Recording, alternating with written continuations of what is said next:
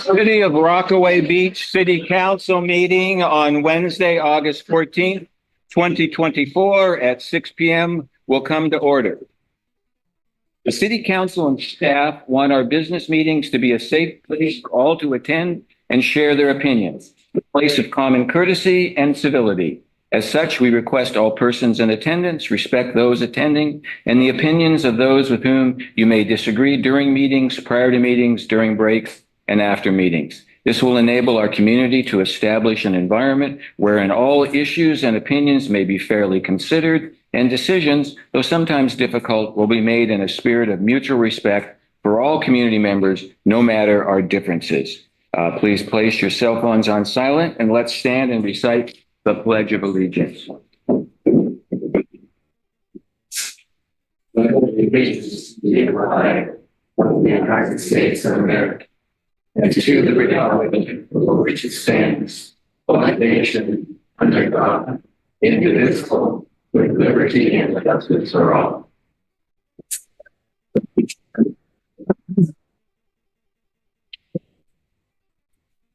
Record who's in attendance.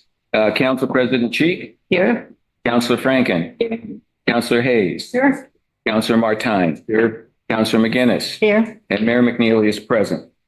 The consent agenda is a tool used to streamline meeting procedures by collecting routine, non-controversial items into a group whereby all are passed with a single motion and vote.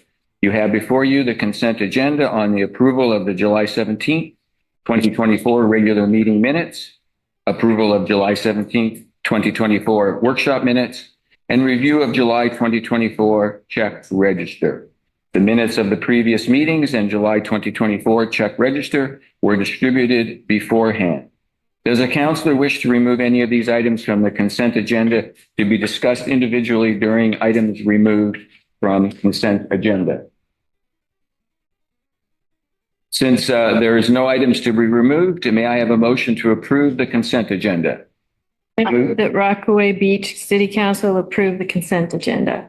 A second? I'll second it. It is moved and seconded to approve the August 14th, 2024 consent agenda. Let's record how councilors vote. Yes. I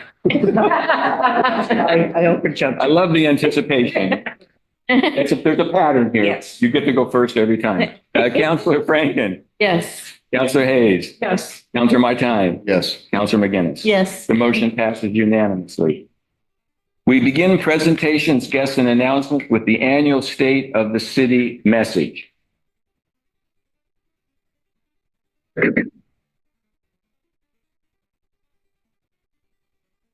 I, Charles McNeely, am proud to come before you and as your mayor, deliver my second annual State of the City message as stipulated in our charter. I say without hesitation that fiscal year 2023-2024 was an exceptional year for Rockaway Beach, one for the record books.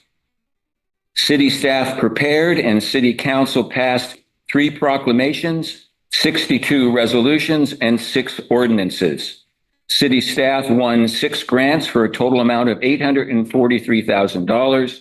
City Council awarded 12 community grants for a total of $60,000, 1 marketing grant for a total of $3,000, and 7 facade grants for a total of $102,951, and finally approved 8 wayside use applications. The Planning Department approved 27 new dwelling units, 3 new additional dwelling units, and 8 non-living space conversions to living space. Public Works, among other improvements, delivered Anchor Street playground and parking to rave reviews and installed new restrooms at the Wayside, all under budget. Emergency Preparedness trained the first cadre of our community emergency response team, and we have over 60 members of our community engaged in emergency preparedness activities. Our fire department, with your support, ordered a new and necessary ladder truck with delivery expected in early 2025. City Manager Shepard continued to cultivate our city staff to meet our city's growing needs with the hiring of Marnie Johnson as Finance Director and the reorganization of current positions to provide redundancy and focus. The city rolled out a new utility billing program, no more annoying postcards to get lost, and new business license software that will enhance tracking and communication with businesses in Rockaway Beach. Additionally, the city implemented a new cybersecurity policy, updated its phone system, installed new and secure data servers and firewalls, including cloud-based system backups and access points. The city rolled out a QR code program to give visitors an effortless way to access our official visitor website. Visit rockawaybeach.org and learn where to shop, eat, sleep, and recreate while in Rockaway Beach. The QR codes are deployed at motels, short-term rentals, merchants, and restaurants throughout Rockaway Beach. City revenues for fiscal year 2023-2024 are projected to exceed the budget by $932,000, while city expenses are projected to be less than budget by $3.6 million. Our city managed spending closely while benefiting from favorable interest rates and better than expected lodging taxes. Our current annual financial audit will begin shortly, and as a reminder, the city completes each annual audit on a timely basis and receives a positive opinion each year from our independent auditors. Last year, the city was awarded a grant from Oregon Department of Land Conservation and Development to retain consultants, Cascadia Partners, to assist the city in making zoning code and comprehensive plan amendments to make room for middle housing in response to Senate Bill 406. The state of Oregon requires the city to make these updates before July 2025. The planning phase of the Salmonberry Trail is continuing through our work with Oregon Department of Transportation and Alta Planning and Design. The city will be seeking funding for constructing a portion of the trail through an Oregon Department of Transportation Community Pass grant. Go to our city website, corb.us, to learn more about the Salmonberry Trail project. The city has applied for congressionally directed spending funds to construct a new sewer force main. The request is still under review with the Senate subcommittee, but if awarded, this project would allow for increased development in the Lake Lytle area. Last year, the city underwent an audit of its floodplain development program, which allows the city to participate in the National Flood Insurance Program. In response, city staff have been working with the Federal Emergency Management Agency to complete this audit and will be making changes to our flood hazard reduction code in 2025. At the beginning of the year, the city entered a long-term agreement with Tillamook County to take over the management of the Lake Lytle boat launch area. The city was awarded funding from the Oregon Department of Parks and Recreation to construct new restroom facilities at this location and bring in the necessary infrastructure to support it. Watch for more updates on the Lake Lytle project. Our fire department has a full-time chief, captain, and firefighter, 2 seasonal grant-funded positions, and 10 active volunteers. Chief Hesse is also currently serving as chief of the Tillamook County Fire Defense Board in addition to his duties in the city. Our fire department provided career education at Tillamook High School and Neocony High School, sharing the challenges and rewards of a firefighting career. Did you grow up wanting to be a firefighter? Well, here's your chance to live out that dream and join our fire department as a volunteer. This would be a step you will not regret. Our fire department continues to take the lead in training EMTs in partnership with Tillamook Bay Community College. During last fiscal year, our fire department trained 21 EMTs that now respond to medical emergencies in Tillamook County. Medical calls still lead the way in our over 401 911 calls for service last fiscal year. Our fire department responded to 330 medical calls, which made up 82% of the department's 911 call volume. Additionally, our fire department responds to fire alarms, structural fires, water rescues, missing persons, motor vehicle accidents, and more. They also actively promote beach safety, fireworks control, and gladly assist wherever needed. And let us not forget the Halloween event of the year, Trunk or Treat, which will be held in October at our new Anchor Street parking lot. Public Works continues to enhance our livability by keeping our city clean and delivering paving projects, speed zone reductions entering our city from the north, no parking signs on 101 next to Boardwalk entrance, maintaining our reservoirs as well as our water and sewer treatment plants, and more.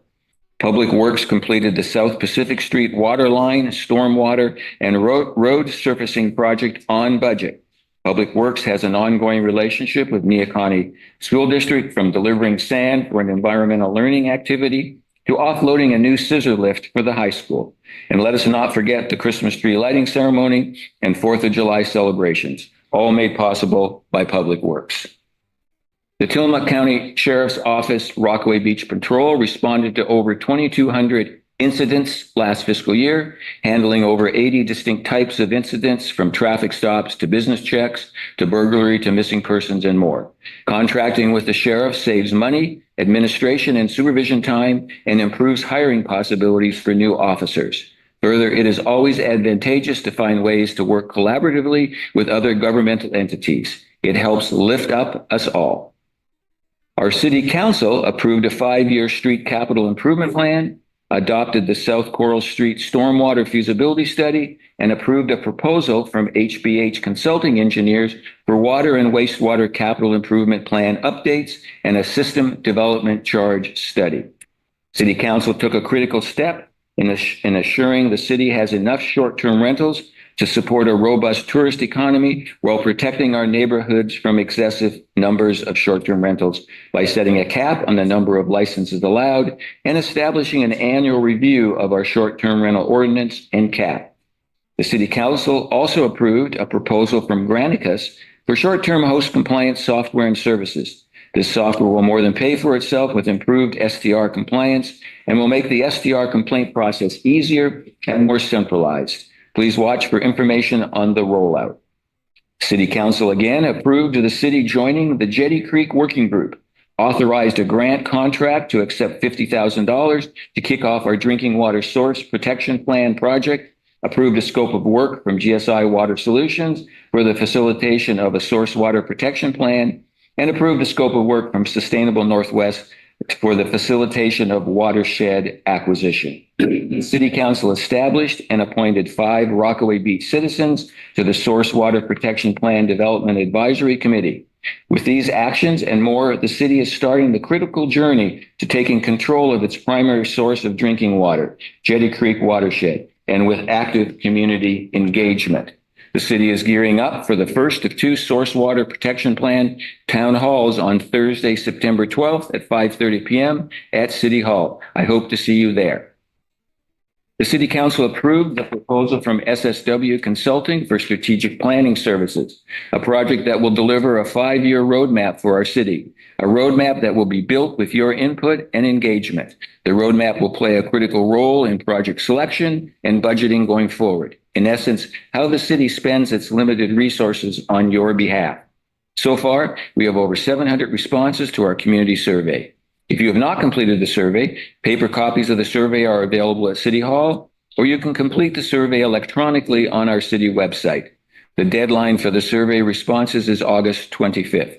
SSW Consulting will host our first strategic plan town hall on Wednesday, September 18th from 5:30 to 7 at City Hall. Please mark your calendars. I hope to see you there. The city finances are in great shape. We forecast financial resources of $26 million in the fiscal year 2024-2025, and our approved budget is balanced as required by law. The city is fiscally conservative and is always watching every revenue and expense, as evidenced by our recent significant capital projects that came in on or under budget. The city's main revenue streams consist of water and sewer service charges, property taxes, and transient lodging taxes. The city's property tax rate is 0.988 per $1,000 of assessed value. The combined rate of tax, bonds, and districts is the lowest of all cities in Tillamook County. On the plus side, we enjoy a greater benefit from transient lodging taxes than state law stipulates. With our grandfathered allowable usage, the city can apply 51% of city services per our ordinance, compared with 30% in other jurisdictions. On the negative side, transient lodging tax is not a stable source of funding. Addressing the instability of a funding source used for city services is a priority, and the City Council established the Economic Stability Reserve Fund for the purpose of supporting governmental functions through a potential economic downturn or future budget deficit. Economic stability funds shall not be used to supplement water or sewer operating funds. Our city leadership recognizes the need for investment as our property owners and businesses deserve to have the best infrastructure and services available. And we are so financially reliant on a positive visitor experience that we must continue to improve our infrastructure to support tourism. We have at least 10 initiatives that will move us forward.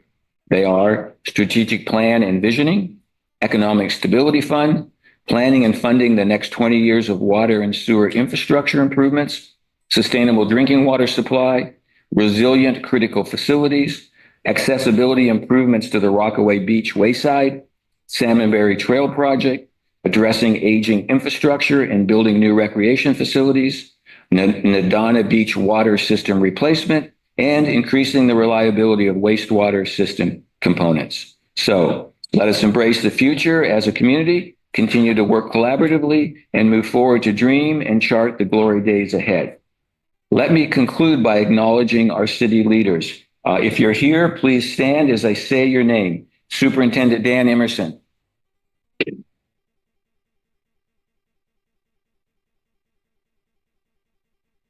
And please remain standing. That was a test.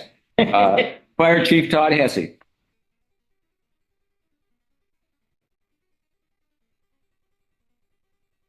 City Planner Mary Johnson.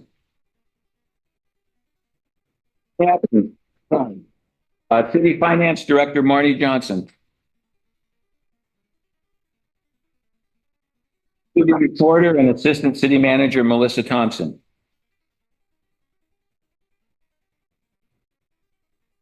And City Manager Luke Shepard.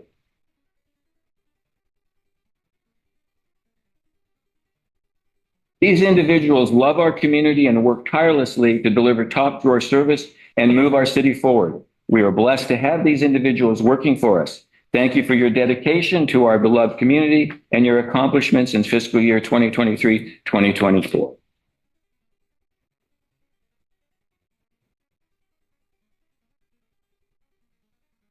Of course, all the individuals that these leaders supervise deserve our praise too. All staff in the city of Rockaway Beach work tirelessly each day to make the city we love work smoothly. It truly takes a village, and we have some amazing villagers. It is a distinct pleasure being the mayor of the city of Rockaway Beach, your mayor. Thank you for the opportunity and your continued support. I am still listening, and thank you for your time and attention. Any comments from council? I want to thank the whole community because this is a partnership with the community to achieve all of this. Let's give the community a round of applause.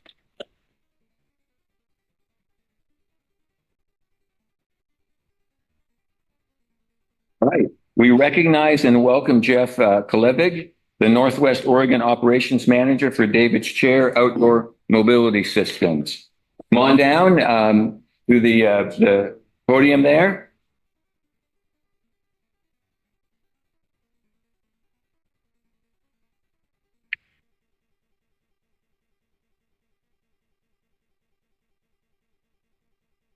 The image of that'd be great. Thank you. Good evening. Good evening. My name is Jeff. I work with an organization called David's Chair. There's our logo right there. And David's Chair Outdoor Mobility Systems provides electric all-terrain track chairs for individuals with mobility issues of any kind to use for free. That's our mission. And what I was just learning from your city recorder is that the great video that I have, we could play without any sound. And I could narrate, but that would make less sense than me just telling you about David's Chair. So we'll start with that. David's Chair was founded in 2017 and was the rallying of friends around a man named David Hartrick. He was diagnosed with ALS. And he was a big outdoorsman, and he lived in the Medford area. He and his friends gathered together around him and did some fundraising, casino night and yard sales and bake sales to fund buying this all-terrain track chair that could allow him to still do those things that he wanted to do, to hunt, to fish, to be outside on the beach, in the snow, in the mountains. Actually, now that I'm talking out loud, maybe it would be a good idea for you to show that video. Because if you haven't seen one of these chairs in action, it does make a difference. So I'll have Melissa show that.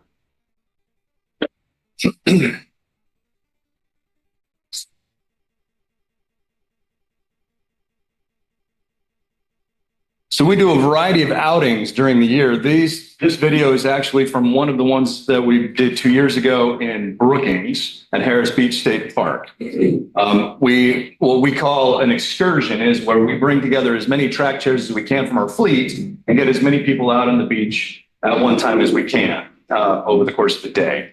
So our devices are a mobility device. I know it may look like a tank, or it may look like something akin to a four-wheeler or something like that. It's not. It doesn't go up jumps. It doesn't. It is a mobility device, and it's specifically for people with mobility issues. Now, it doesn't necessarily have to be an injury or disease. It can be just that you have a hard time walking on the soft sand now because your 80-year-old hips don't work like they used to. That's a mobility issue, and that makes you eligible to use our equipment. So 2 years ago, about 2 years ago, so in the last 2 years, we've had pretty exponential growth as an organization. 2 years ago, we had 5 chairs in our fleet, and they were located almost entirely in Medford, and they were part of what we call a tow and go program, where people can check it out for up to 7 days and take it on vacation with them in a trailer for free.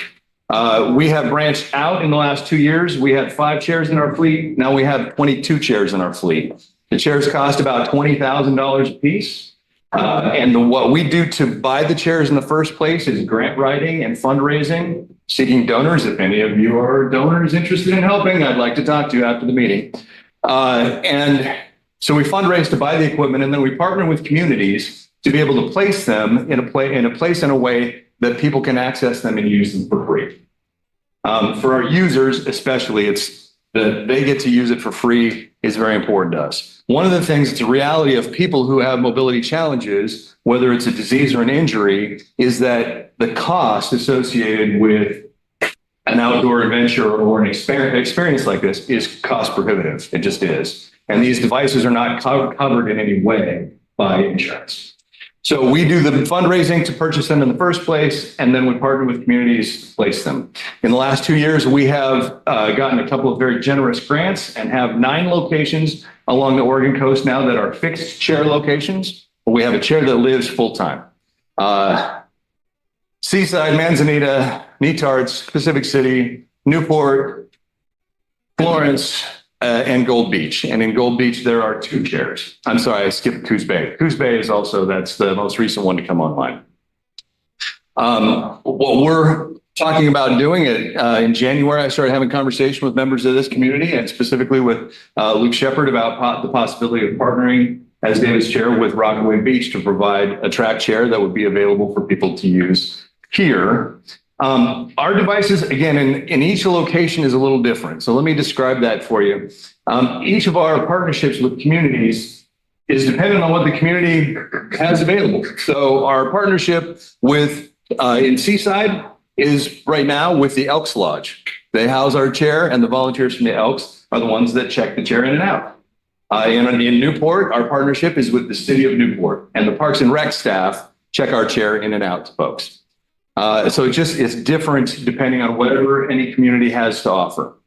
What we have been working to part in as far as developing a partnership here in Rockaway Beach is a partnership with the city of Rockaway Beach, and then the location of the chair and a shed that we would actually, Tillamook Coast would provide a shed for us to house our equipment in, would be located at St. Mary by the Sea Catholic Church, and then would be checked out by the Park and Rec and beach volunteers that are already a core volunteers for the city. So there are 3 things that we look for when we need to be able to secure when we partner with a community. One is a secure place to stow our equipment. The second is volunteer core that would check the chair in and out. And the third is some funding, because if we provide it for the user to use for free, we do need some funding to handle the insurance, the maintenance of the chair, and especially these devices being used on the beach, they need a lot of annual maintenance. So, and then also our reservation system. All reservations for our chairs in all the locations where we are located are handled through our website. So people go to davidscheer.org.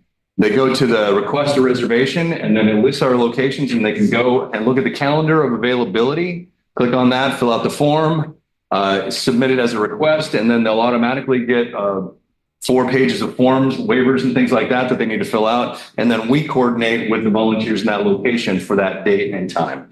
And then they show up, check the chair out, use it on the beach, and then return it. And the volunteers check it in, do a light cleaning, and then store it. It requires a little bit of electricity. The conversation we've had with St. Mary's by the Sea, the space would be provided by them. The little bit of electricity would be provided by them. And we have a few little things about our agreement with them to work out, but that's well on its way. On your agenda later is voting on a memo of understanding to partner with David's Chair to provide this. Let me check my notes to see if I forgot anything. And while I'm doing that, does anybody have any questions? Counselors, any questions for Jeff? Are they supposed to be kept out of the salt water? So our waiver form that people sign and agree to is that you will keep on a 28-degree slope and only 4 inches of water.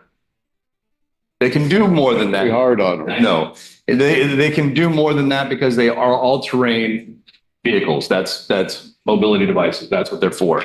But 4 inches of water on the beach, like this beach specifically, can sneak up on you and get deeper faster. So we invite people to consider not getting in the water if they can help it, but they can get a little wet. Yeah. I have a question. First of all, it sounds like you have music. You didn't have sound for your video, but you have music. This is for the beach. And thank you very much for partnering with Rockaway. We as a community feel very privileged to be able to do this because making our community more ADA accessible is a big push of ours and very important to us. And then I have another question. Do you have any that has a kind of track that could go on our boardwalk or through town or anything like that? So the tracks that are on our chairs now are they're rubber, so they can go on pavement or on boardwalks or things like that. We recommend that they're best used off-road, gravel, sand, snow, that kind of thing. But yeah, they could make their way around town as well. Again, thank you very much for choosing Rockaway as a partner group. And again, we started the conversation with some leaders in the city early in the year.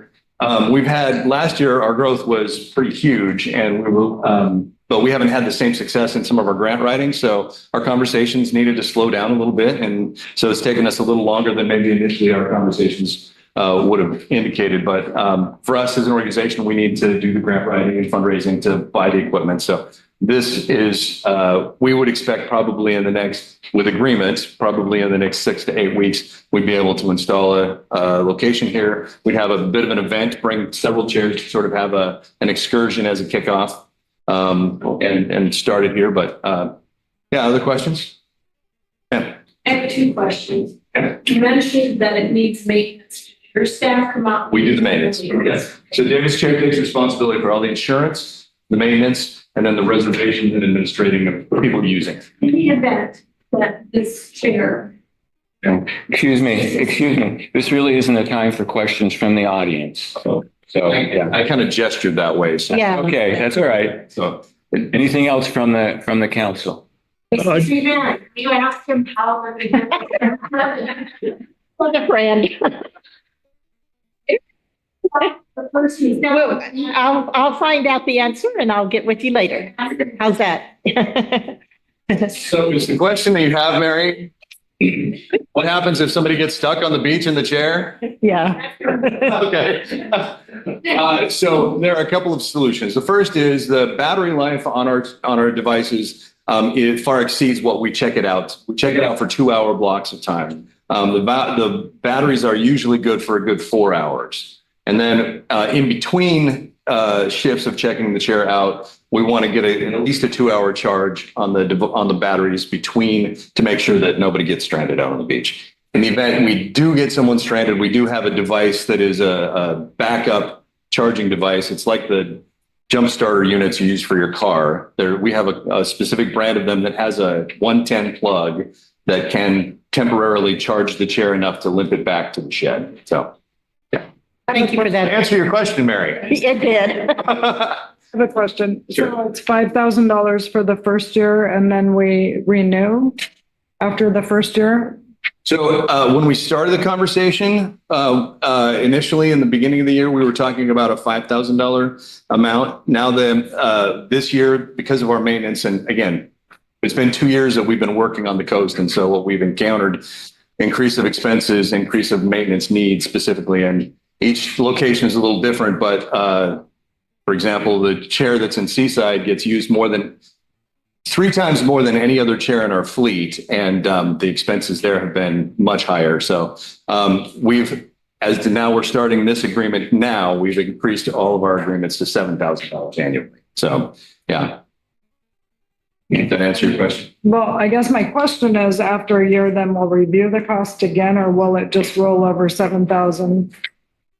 So the budget committee is going to allocate whatever the funds are needed for that year. So if they go up, we'll bring to the budget committee and say, this is what it looks like it's this year. Yeah. We don't have a crystal ball, but right now 7,000 seems like a good stable number for us for the next couple of years moving forward. So, yeah. Questions? Thank you. Councilor, go ahead. I was just curious, now during the winter time, we wouldn't be using this chair, correct? So the communities that are along the coast that are addressing the issues of accessibility have a variety of tools that they're using to address mobility challenges. The balloon tire wheelchairs is one tool that people are using. The Moby mats that roll out across the soft sand, those are another tool. David's chair organization and our track chairs are just one of the tools that can be used for this. Ours specifically are ones that we're not going to take in for the winter. The other devices really don't do well in the wintertime, but ours will be available year round. Yeah. That would present to me in my mind a problem because in the wintertime, we have some pretty hellacious storms. Right. And I would hate to think that someone was in a chair out there and a sneaker wave would come and take them out. So there's two things that I can offer about that. We block out the times of the king tides. We don't allow our equipment to be checked out during the king. And we also train our volunteers in such a way to say, it's up to you to evaluate the safety of using our equipment on the beach for this day. Because there are times when there's an extra high tide and a volunteer shows up and there's no beach to get out on. And so as disappointing as that is, we are providing the service and for the user for free. And so it's one of the things that they agree to, that it may be canceled for safety issues. So we encourage and train our volunteers to make that decision. And we haven't had, in the 9 locations that we have along the coast now, this last winter, we only had 2 or 3 incidents where single incidents where the volunteer really felt like we needed to do that. So it doesn't happen as much as you'd think. We plan our times in each community so that we're using it at the lowest tide. That's the best advantage for the rider and the user. So, and doing that, middle to late morning usually is probably the recommended time, but that's not, sometimes we shift that around. But yeah, we try and take that into account. Yeah. We don't want to create a situation where we're trying to create the independence for a person to make a decision. And there are times when it's raining sideways and the frail little woman that showed up to check out the chair, I'm like, are you sure you want to go out there? And most of the time she's like, I brought my slicker. I'm an Oregonian. I want to go out in the storm on the beach. And okay. And as long as the tide is safe, it appears safe, and there's plenty of beach, then we want to provide them that opportunity. What I hear is a depth of experience, a depth of caring, a depth of commitment to providing this important experience to mobility challenged people in a safe and sane way. And I applaud you and your organization for that. One more quick question. Sure. What's the window usually look like that they check it out for? Hours. 2? Okay. And that's enough. Yeah. So one of the things that's unique to our equipment is that it's not, it drives like a power chair, but most people who are in a wheelchair of some kind, they find that the core muscles they use to ride in our equipment are a little bit different. So they do fatigue a little faster. So 2 hours generally seems to be plenty of time for most of our users. Yeah. Okay. Yeah. Another couple of details that are helpful. We did again, as a organization that's grown drastically in the last 2 years, we've only started this calendar year tracking our ridership. Mid-June, we pulled a report and we had 329 individual riders in our equipment for this calendar year. I didn't break it down by specific location, but we had 87 riders in the city of Seaside alone. And in each of our locations, the mix is a little different. So in Seaside, we track, on all of our locations, we track zip codes. So we know if someone's coming from more than an hour and a half away, we count them as, coming specifically as a tourist for this experience. So in Seaside, 80% of the riders there are coming from over an hour and a half away. So it's a tourist draw. Nice. In Pacific City, 80% of our riders are locals. So it's just the community and the mix in each community. So it benefits locals and tourists alike, depending on the mix in the community. You'll provide those stats to us. You can provide some reporting.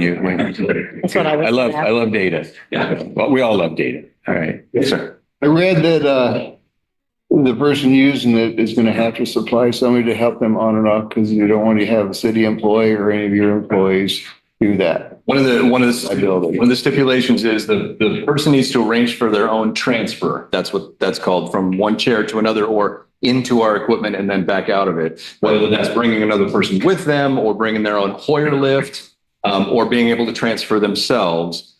We very specifically say our volunteers, who sometimes are former users and riders of our equipment themselves, we're not asking our volunteers to do the lifting or transferring of them. So they read that and they sign that ahead of time before they should. Yeah. I'll just add, it's been quite a process, but it's nice to be near the finish line. And I just want to thank you for all your work you put into this. It's going to be just a great addition here to Rockaway Beach. So we're excited. Yeah, excellent. Our organization is located in Medford, but I am located in Pacific City. So I'm nearby and am accessible. If there's issues or for training volunteers and things ongoing, I'm not very far away. Yeah. Thank you very much. We appreciate your time. I understand you have a long way to drive and may want to slip out now. I just to Pacific City, but then I have to Welcome to stay. tomorrow. But yeah, thank you. I appreciate it. Yeah. All right. Thanks very much. All right. We recognize and welcome Daniel Ware with Sustainable Northwest to provide a Jetty Creek project update. Hello. Thanks, everybody. I'm going to share a PowerPoint on one of my screens. Let me know if you are having trouble seeing it. I think it should be projecting on your screen. Yep. I can see it. Happy Wednesday. It's wonderful to hear the state of Rockaway Beach. That was a wonderful update, Charles, for you to share. Thank you. It's encouraging to see and hear that the Jetty Creek Watershed Project made the cut among the many things you guys are doing. It's great to see that this effort is being prioritized. So I'm going to talk about two updates during this quick walkthrough. The first item I'm going to talk about, and this will be pretty brief, is just some recent funding updates and forward-facing funding updates. And I'm also going to talk about some information on a file I shared last month with City Council regarding the numerous stakeholders that are involved in the Jetty Creek watershed effort.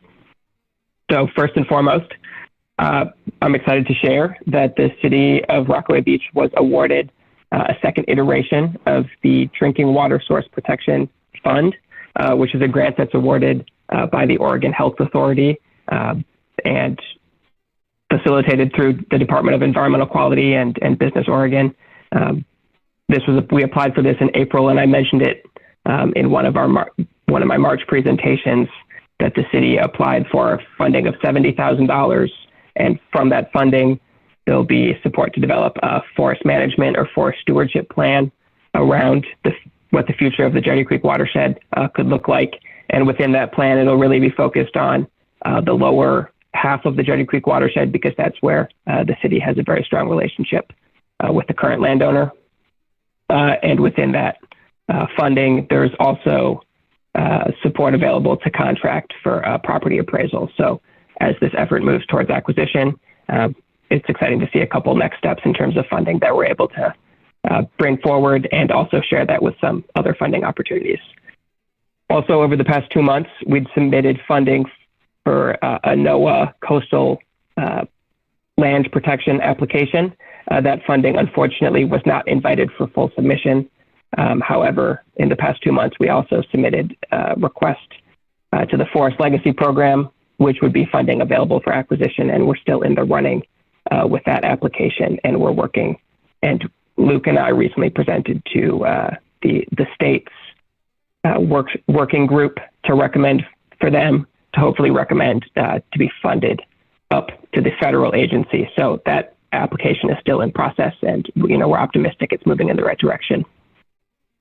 Additionally, in terms of acquisition funding, there's a program with the Oregon Watershed Enhancement Board, OWEB, that will be coming online this fall. I believe it'll likely be October, which is state-funded acquisition funding for source water protection areas. So we believe the city of Rockaway Beach is a great fit for that application as well. That's all I have for funding. Last month, I shared a document which highlights the numerous important stakeholder groups and aspects that are involved in the Jetty Creek watershed management and acquisition effort. Within that document, I broke out a number of different groups, and I'd like to separate it into two kind of categories here. The first being City of Rockaway Beach led efforts and partnerships, or partnerships that will be potential contractors, projects that will be supported and recommended likely by City Council and the City of Rockaway Beach as a whole, and then some non-city led efforts and partnerships and important relationships that will, be vital to move this project forward. So in terms of, the City Council approved and city led efforts, currently what we have ongoing are two kind of key areas. The first of which is that development of the drinking water protection plan, which will be a tool to help inform the forest management planning that takes place and help kind of identify specific risk areas and priorities when, and if and when the city moves towards acquisition and future conversations. The second ongoing effort, that covers me a little bit more, it's steps towards acquisition and the potential fundraising that's involved. Beyond this, what the city should look moving forward in the Jetty Creek watershed protection effort. Next steps are required around the development of a forest stewardship plan, which I mentioned before, there's a bit of funding there for now, which we're excited about. And then what the appraisal timeline and appraised cost for acquisition will look like. That will take place in the future. And then once those items are in place, what the broader landowner engagement next steps are required for an acquisition, and then how to bring the community in and make sure that everything that's taking place on the Jetty Creek watershed continues to align with the vision of Rockaway Beach City Council and the vision of the benefit for the community. So the first set of stakeholders that I just want to highlight and walk through, and I'll try and be pretty quick because I know you have a lot in your agenda, is the current effort around drinking water protection specifically. Right now, GSI Water Solutions is facilitating the development of a drinking water protection plan, which will be taking place over the coming year. It's been taking place over the past 6 or so months. And this plan development, it includes the drinking water protection planning team of area landowners, state agency partners, conservation partners, industry experts. So that includes with the facilitation of GSI, conservation partners such as Sustainable Northwest, North Coast Land Conservancy, the Halem Bay Watershed Council, and then it also includes the two landowners, the Jetty Creek watershed, that's Nuveen Natural Capital and Stimson. And then in terms of state agency partners, and it includes Oregon Department of Fish and Wildlife, Oregon Department of Forestry, Oregon Department of Environmental Quality.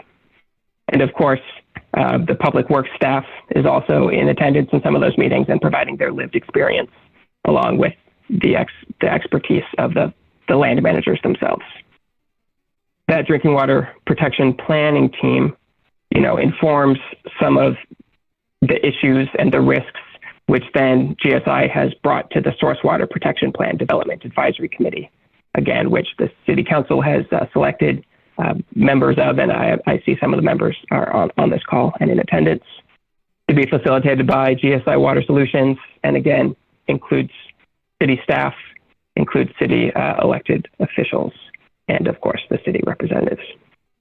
So this has been funded by the OHA, Oregon Health Authority's drinking water protection funding, and that's last year's funding and will continue, I believe, for the coming year or so. Looking forward, another item that the city will lead the Jetty Creek watershed management and acquisition effort is that forestry planning. One aspect of this is the development of a forest stewardship plan, and that's been funded through the OHA funding that was just awarded. And that will include a contracting forester to be selected. An application will go out for bids. And it will also include conservation partners such as Sustainable Northwest, North Coast Land Conservancy, and Nehalem Bay, some of the partners who have previously been involved, and would likely include city-selected representatives in the same way that the Drinking Water Source Water Protection Action Committee was established. Other potential partners who would be good to involve in the forest stewardship plan development process would be Oregon Department of Forestry, Oregon Department of Fish and Wildlife, Department of Environmental Quality, of course, city staff, and then some potential recreation users, site users. Because the property is currently available for public use on a permit system, there are people who are in the area and who have used the property for specific reasons. And so having those perspectives involved in forest planning is important. Beyond the development of a forest stewardship plan, if and when the property moves towards an acquisition and towards a sale, more technical information will need to be collected. That includes gathering of timber data, stand data, and some of the more site-specific information, and that will be gathered through a contracting forester. Again, the property will need to get appraised and a proper, accurate valuation that will align with any federal funding would need to be contracted out. And then, of course, the landowner, Nuveen, who we've been working with most closely for the current acquisition effort, will be able to provide some of the more technical information depending on what's needed for that sale. Again, this aspects of this have been funded by that Oregon Health Authority funding that was just received. Another current group, while being supported by the city, is not led by the city of Rockaway Beach specifically, is that Jetty Creek Working Group. And I've discussed the Jetty Creek Working Group in the past. It's a voluntary group that Sustainable Northwest has the opportunity to facilitate and is supported, and the city has been a part of now for over the past year. It includes the city of Rockaway Beach, North Coast Land Conservancy, Nuveen Natural Capital, and Sustainable Northwest as participating MOU members. And then Stimson Lumber is an active participant, but not a signed-on MOU member. The goal of the Jetty Creek Working Group is to engage around forest management goals within the Jetty Creek watershed. And what this group has done is it's eliminated herbicide use on the Nuveen-owned parcel of the Jetty Creek watershed, that lower half of the Jetty Creek watershed. And this past MOU that came online the past year really identified and prioritized movement towards acquisition, sale, or easement of that lower Jetty Creek watershed parcel. More generally, everyone involved in this group is eager to participate in productive conversations around the management of Jetty Creek. So that's been really helpful, having both Nuveen and Stimson have conversations around what's taking place on the property.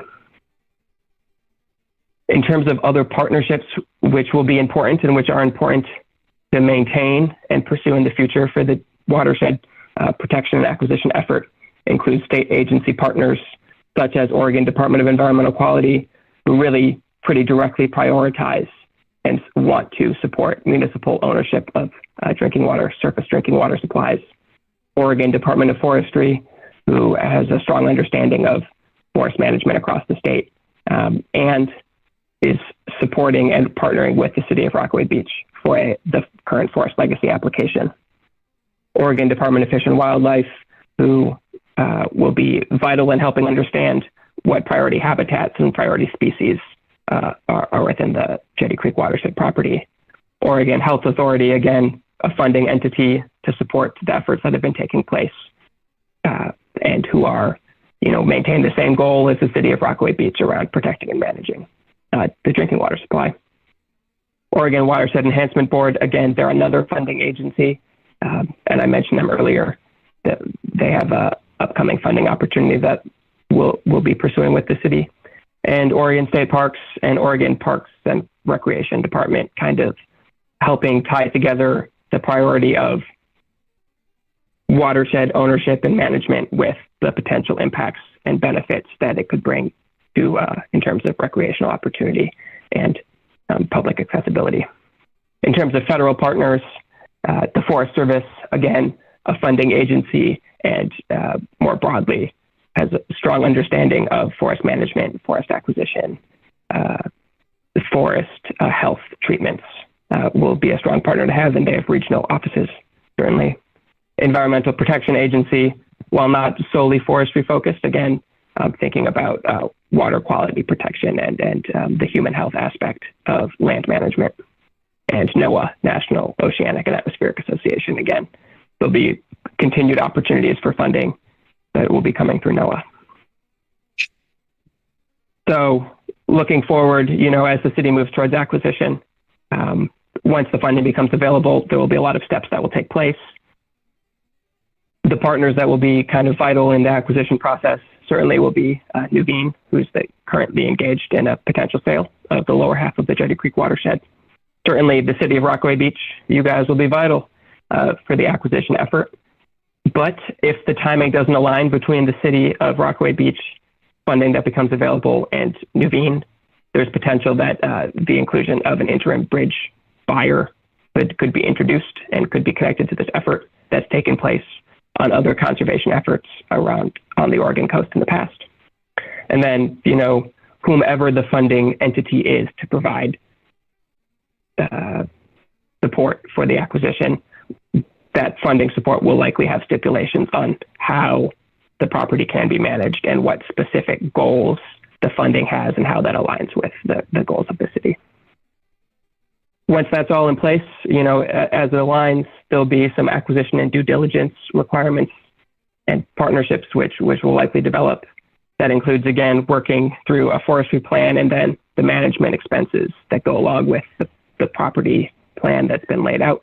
That will take place through a contract forester, potentially some financial committees could be identified, but again, that's a future step, really, when there's an understanding of how much the cost of management of the property will be, then pulling in other financial resources and advisors could be a good next step. Certainly, I said it again, the acquisition cost itself and the appraiser.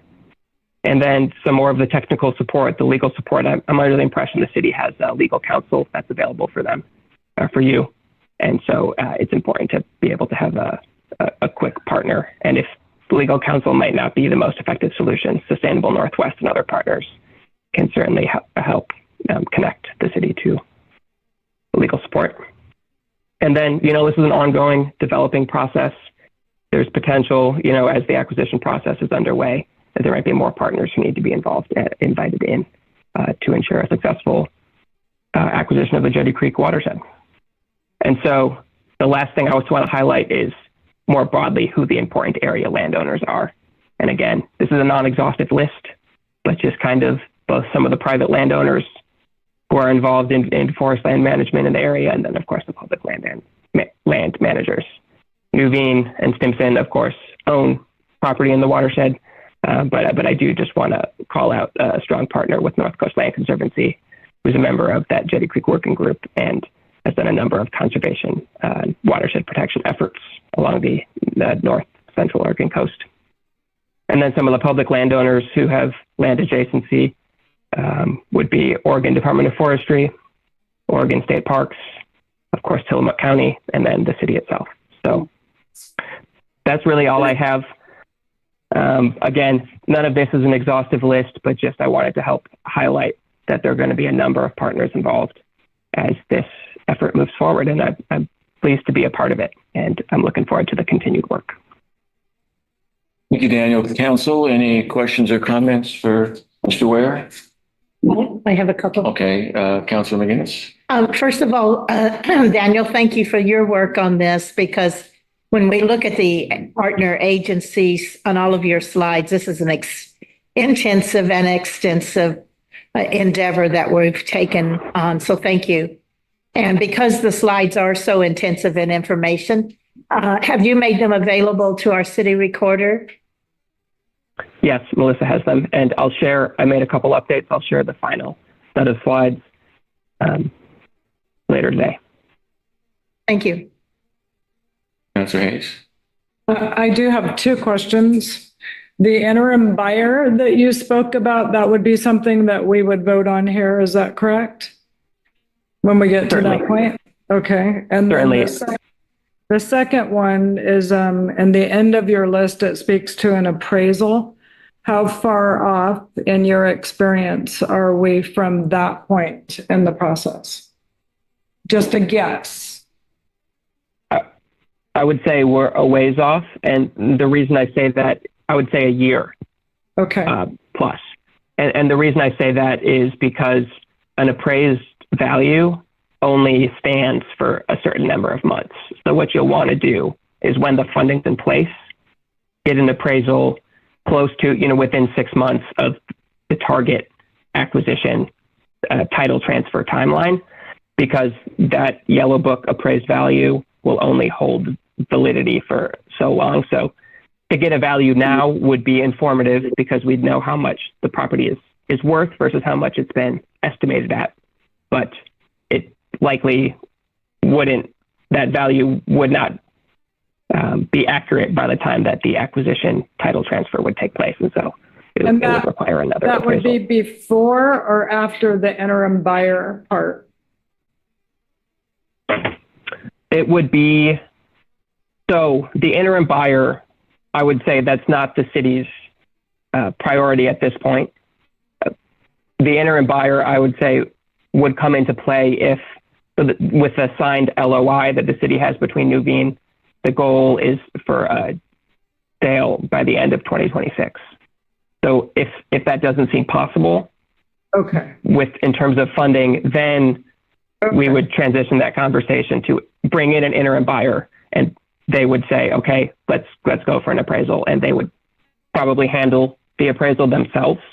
And then when the city would acquire the property from the interim buyer, then that's when the appraisal would be on the burden of the city to execute. So that's a backup plan, kind of. Yes. It's a And backup plan. so a little more detail for you, Councilor Hayes.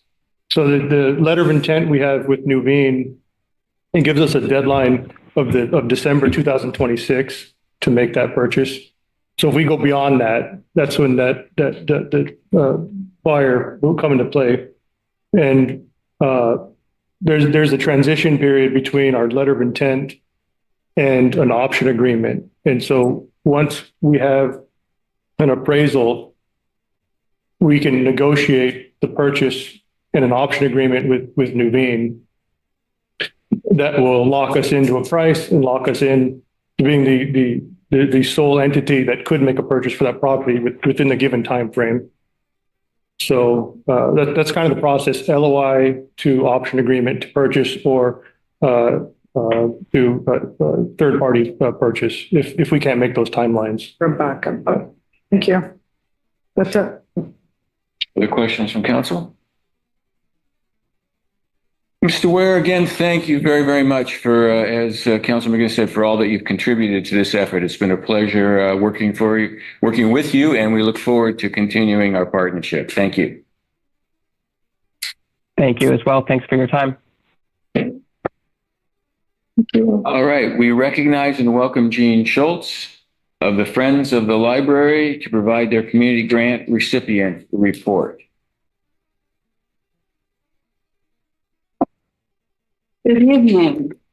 I am the current president of the Friends of the Rockaway Beach Library. And just a brief statement for people who don't know, the library exists because of the cooperation between the Friends of the Library and the county library, who provide us with the librarians, the books, and we provide the building, okay? And maintenance. And in fact, since we have a new head of the library in Tillamook, he and I actually meet once a month because he's interested in knowing what's happening with the library and any concerns that we have. So I'm actually going to do this in 3 steps here because I had 3 grants that I wrote and all of them got funded. Thank you to the city. The first grant was for actually 3 things. Redoing some chairs, the handicap ramp, and the flagpole. And you'll hear about the flagpole a lot. So anyway, the first of all was the chairs. We had some chairs in the library that are very comfortable, 6 of them. And they're all upholstered, or they were 10 years ago when we had 10 of them, and they got a little bit uncomfortable. And so the big question was, could we get the same material? Because the material was books, pictures of books. And yes, Tim Hurd of Hurd's Upholstery managed to find the same material for us. He gave us an estimate to work on this, $5,580 to restuff take the stuff off, restuff the chair, put on more stuffing and put on the material. And we did them 3 at a time. So we still had 3 at a time for some people to sit in. Okay, that was great.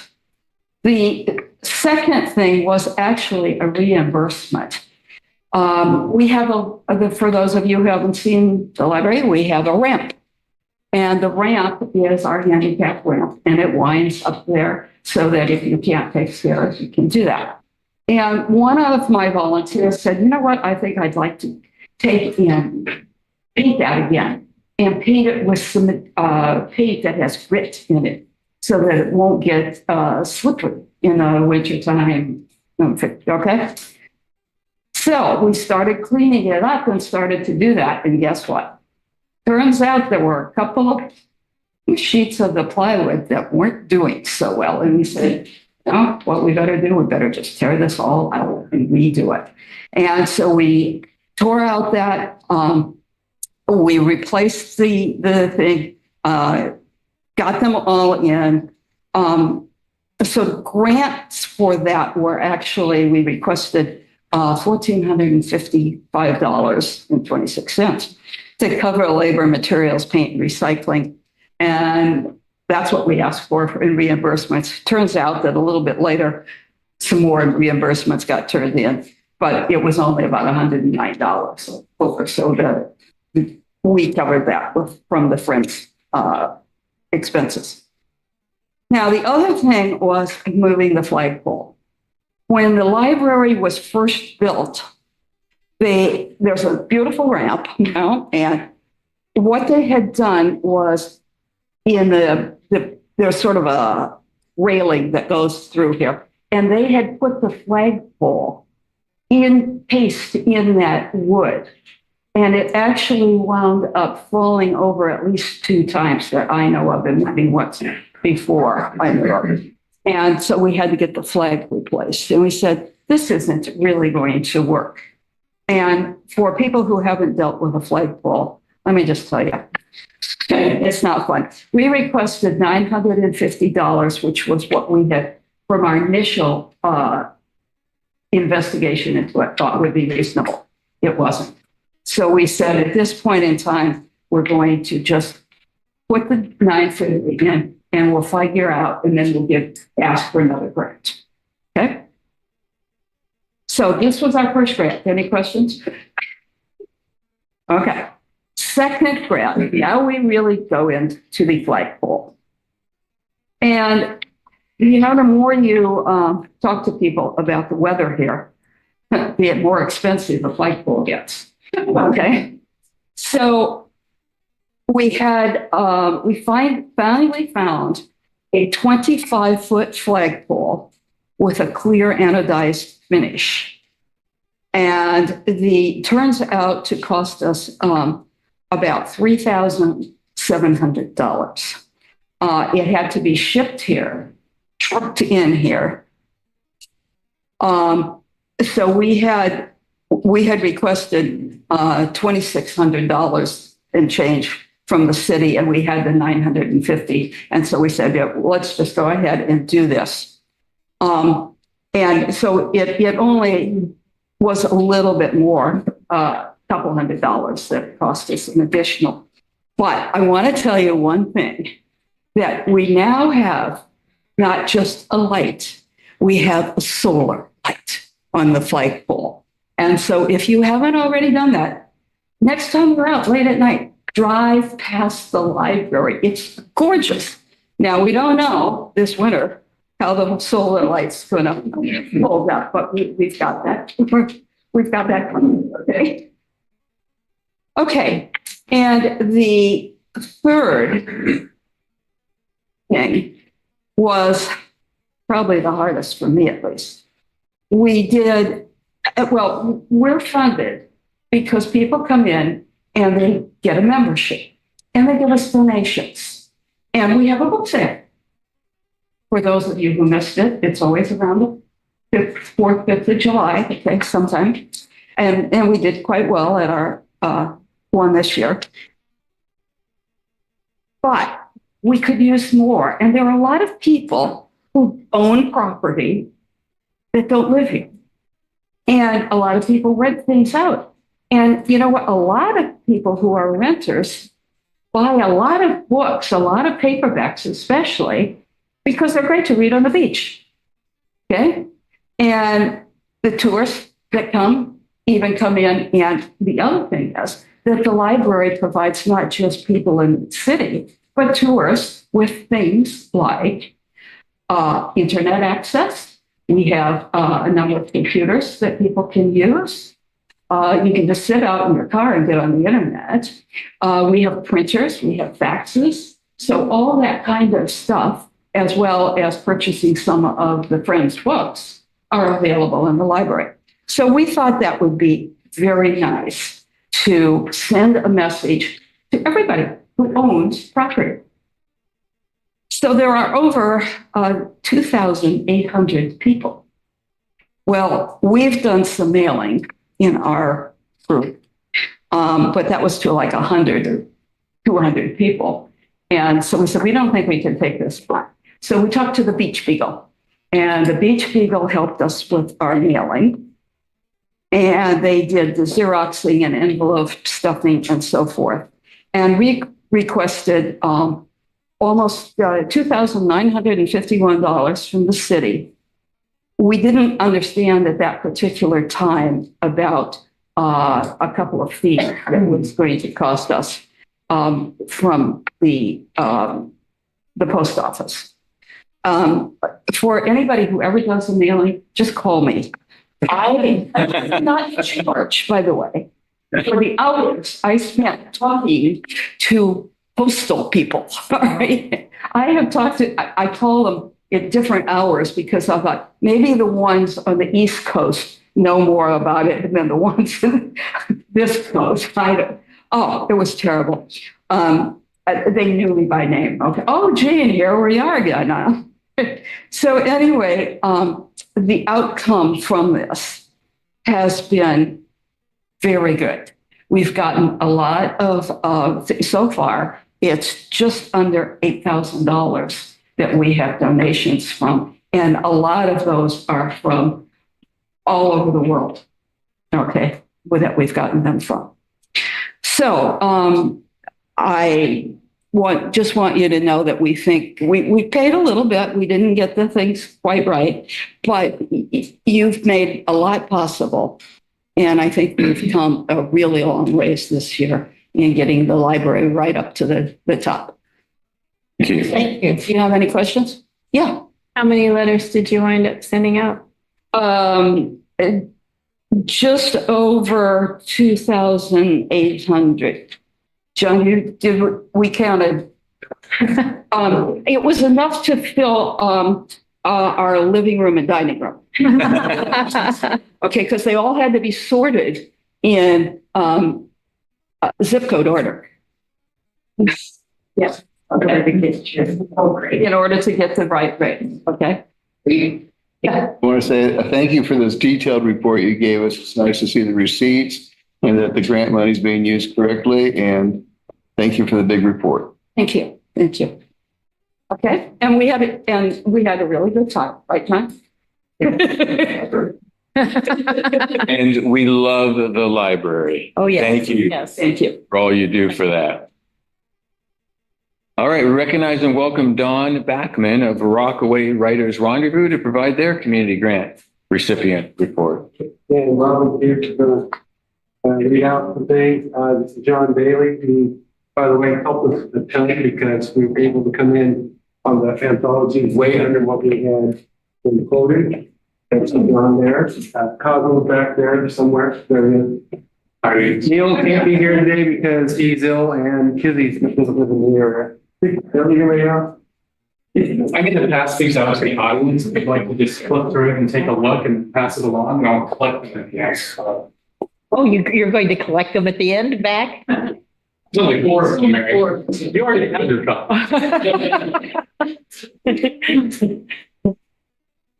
Robin's going to start out first, and then I'll have something here. I try to get Cosmo to do the whole thing for me, but I can do it. And Neil couldn't be here, Neil Limmery, because unfortunately he has COVID. Mr. Mayor, Council, Luke, we wanted to thank all of you very much for the grant. It made our second Rockaway Writers Rendezvous just a total success.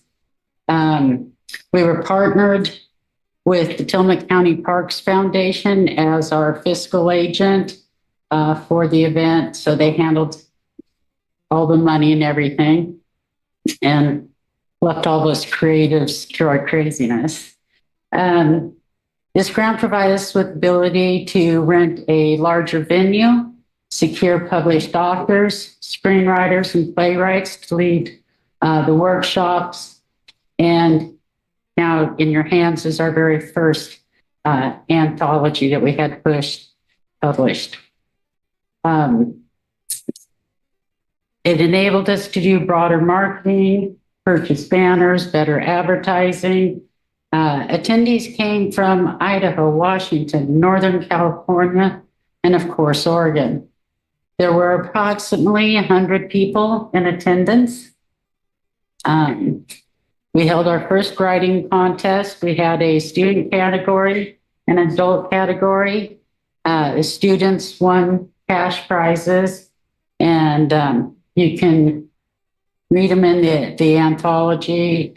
They just did a really, really exceptional job. RWR's goal is to raise money for scholarships for students pursuing the written arts, including journalism. And we were able to raise this year and award $2,000 in scholarships. Not bad for a second year, we feel. Team RWR would like to also take this opportunity to thank the Rockaway Beach volunteers as well. They helped us set up, tear down, clean up, and monitor the parking in the rain. We sincerely appreciate the opportunity this grant gave us to grow this event. We believe the Rockaway Writers Rendezvous, did it again, is a gateway of inspiration for young authors and stepping stones of knowledge for adult authors, enriching our community as a whole. So our whole team would like to say thank you. The grant, $5,000 community grant, was hugely appreciated. Our pleasure. And I just want to share something that Neil Memory pointed out, that one of the recipients from the youth came up and saw her. We looked at the anthology, saw her writing in print, and started crying. And that was, it's very cool. I'm a retired teacher, and so the reason I got involved was because this is going to help promote the arts, particularly writing arts, at Neah County High School. And, we're raising funds for that, scholarships and things like that.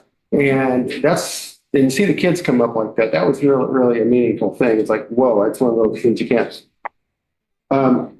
We had 12 workshops that we had. We had 2 one-on-ones that people could set up in additional to that.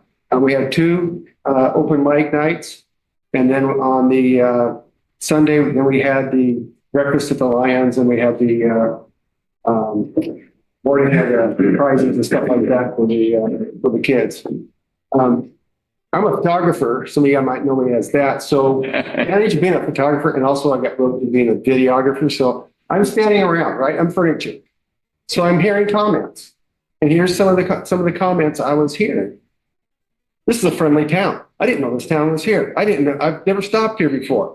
We're coming back. We're going to come visit. And these are just different comments. I kept hearing people wanting to bring their families back into the town. So hopefully there was that, they followed through on that, but that was just something that really struck me when I was just listening.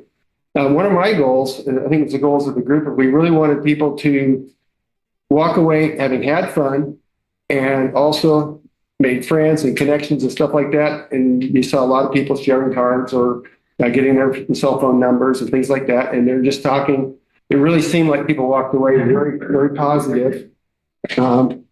So one of the things we also did is we wanted to keep our entry fee low because we wanted people from the town to come to it. When you go to these writers' workshops, I just sent one around the email. It's like, was it $500 or $700? $700 for 2 days, yeah. Yeah, and they had a lot of different stuff going on, but. And it was in Kauai, Hawaii. Well, that kind of had something to do with it. That wasn't counting airfare or anything else. So, but they can get expensive. And we wanted to keep this one to the price where anybody could come in. And of course, the students that did come to that, they got in free. So that was one of our goals, to make sure we supported the kids there. So, so basically it was a great event because we've already got people asking about next year. We're talking about next year. We've got an event coming up that we're too busy with, so we're not really ready right now to talk about next year. But we do definitely want to be coming back next year with an even better event. So you'll be probably hearing from us. Again. Comments or questions from council? Any question? Are these anthologies available for purchase? Yes, they are. We have them in various locations here in town. They're at Sequest Treasures, and you take some more over to Troxels. And we have like 1 or 2 businesses in each town in the school district where you can purchase the anthologies. And the card that's going around, is that the NCAM card? Yes, you can also find our anthology. Yeah. Because that's a group that we're. Yeah, this RWR has led to us forming our own nonprofit, which is the Neah County Coast Arts, Music, and Cultural Foundation. NCAM's a mouthful, so it's NCAM Foundation. And we'll be having our launch for that in September, on September 21st, with a really awesome music festival kickoff to introduce our nonprofit and the different RWR and the different events that we're going to do. We encourage everybody to come. It's going to be fun. Any questions? No, you go first. As I said to Jean, we appreciate your detailed report you gave us, and you told us everything you've done and gave us receipts, and we really appreciate all you're doing. Thank you. Yeah, Neil's an awesome bookkeeper. Yeah, I just wanted to say, I always like to disclose when I'm involved in things. I'm on the board of this NCAM. I'm not sure how I got on there. Thanks Robin and Don. Congratulations. Meeting. But I wanted to say that the RWR also involved the community businesses. We rented our presentation space from the community church. And if you haven't done that, that's an excellent community space. Held the open mics at the Tiebreaker, awards ceremony at the Lions Club. And one of the presenters, Kizzy, has her books in, is it Seacrest? No, she has it over at Beechcraft. Oh, Beechcraft, Yeah, yes. yeah, one of our authors. And Joan. so different businesses in town, it benefited economically from this too. And just so we know, the authors and everybody had, like our screenwriter, and playwrights. I mean, these are all award-winning writers, authors, you know, New York Times, and they love Rockaway. We think, oh gosh, we got them this year. Now we're going to do about next year. And then, you know, we get an email, okay, I think what I'm going to do next year is different. So it's like they keep wanting to come back. So I think that's a good thing. They're excited about it, and they just like hanging in Rockaway now. So And I'll say, I was one of the judges of the writing material, and I was totally impressed. I was shocked. I was awed. I was inspired. I was brought to tears. I was brought to laughter. It was a really tremendous experience to have a chance to read the creativity that exists out there. So thank you for making that possible for me to be part of it. well, thank you. We appreciate everybody. Yeah, I don't think when we wrote some of the people in for judging, they knew what they were in for. He's going to be dodging my phone calls next year. Anything else from anybody? Well, thank you all very, very much. We look forward to next year's event. Okay, thank you.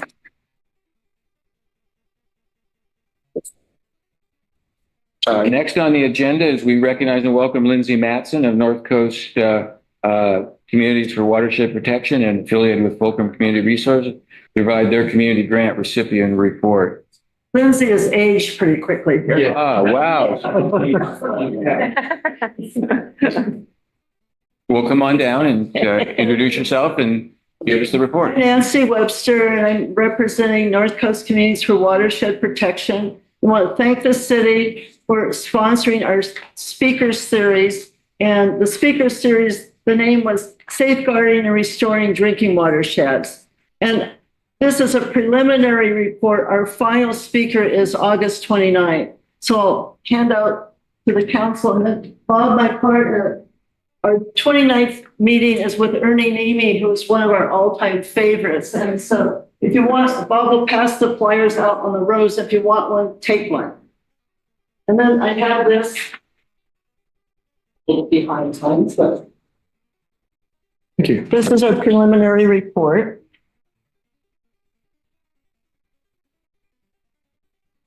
Yeah.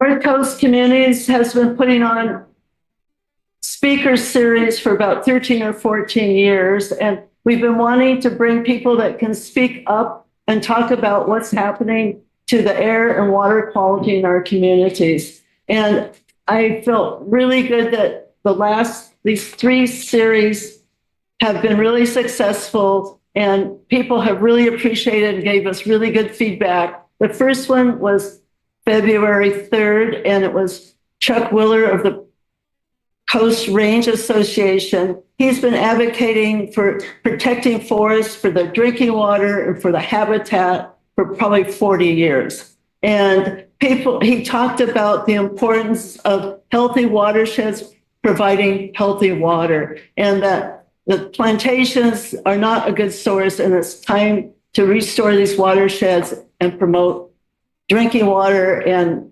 healthy for the animals and for all of the people. So I'm glad the city is looking towards this. The second, and also Jane Scott was really good about filming and editing. And the takeaway from Chuck Willer's event was that we need to work with build alliances in order to increase the likelihood of attaining the desired goals, drinking water. And the second message was that mature forests deliver far more drinking water than managed tree farms. And that we need, Chuck also said you need an independent assessment looking at what a hydrologist. Excuse me, Nancy, could you just stick to talking to us about what you spent and not giving us a talk about what your speakers spoke about? This is a report on how you spent the money, not on the content of their speeches. It's a little, all the other people are talking about okay, I can do that. But with the important thing of what we did was the content of the talks. And so I'll be more brief on that. But this is what we spent money on, is bringing Chuck Willard to speak with us and to talk about what he felt and we as a community felt were important. There was really great audience interaction and really good questions asked. The second, we were wanting to bring, July 22nd was to be Herb Hammond. He's a renowned forester who originally graduated from the School of Forestry in Oregon State. He has been working for decades on British watersheds in British Columbia and around the world, and advising communities about how to restore their watershed. And his idea is that you let it rewild and you may have to tweak it, let the alder return. We were not able it was out of our control to bring him. And so we then worked with the second presentation, June 22nd, was with 3 speakers, 1 from British Columbia and 2 from Oregon. And we had audience Zoom and hybrid, and there were audiences in both British Columbia and Oregon. We have a sister city, and it was really great working with British Columbia Peachland Watershed. The lead speaker that we brought here, he drove 1,000 miles to come here, was James Stibble. He works closely with Herb Hammond, as the founder of Stop the Spray British Columbia. He is very active in the British Columbia government to stop spraying in forests and to educate the industry about the need to propagate deciduous forests that can help with resiliency and overall forest health. The second speaker was Deke Gunderson. He's an expert on toxicology. He's worked many times spoken with our group. There's a lot of concern in the coast about the effects of the pesticides on the people living here. And so we brought him, talk to us about that. And I asked him, I said, should we be worried? And he said, yes. The third speaker was Brian Brandsetter. We have been wanting to bring someone he's with the Umatilla tribe. He's the lead biologist. We wanted someone that can talk about the importance of restoring the native plants, that's the indigenous food sources, that the tribes feel drinking water first, their access to native plants and native foods. And so we also wanted to start bringing in the tribal perspective. I mean, this was their land. This is their land. And his brother actually lives in the Donna Beach part-time and has a house there. And so that's why we were connected with him. I really liked him. And I really felt that we need the tribal involvement. And then the third speaker was Brian was the third. So the third talk coming up that we're spending your money on is Ernie Namey, coming on August 29th here at St. Mary's. Ernie is a great speaker, and Jane will be filming, and we will have our friend here, Bill, will be the technical skills that we desperately need help with. And it's going to be a discussion about the economics, the coastal economics, and how it relates to forestry. He's starting off talking about we have wars globally. We have the climate crisis. All of these are hard. People are dying because of war, climate crisis. They're being displaced from their homes. And then here in the United States, we have the oil and gas companies exasperating that. And then locally, we have deforestation. And so talking about how we can all get involved to take action to protect our drinking water and to protect our habitat and communities. A healthy forest is a healthy habitat and it's healthy for people. And so this is what your money is bringing these speakers to our community. Thank you. Any questions?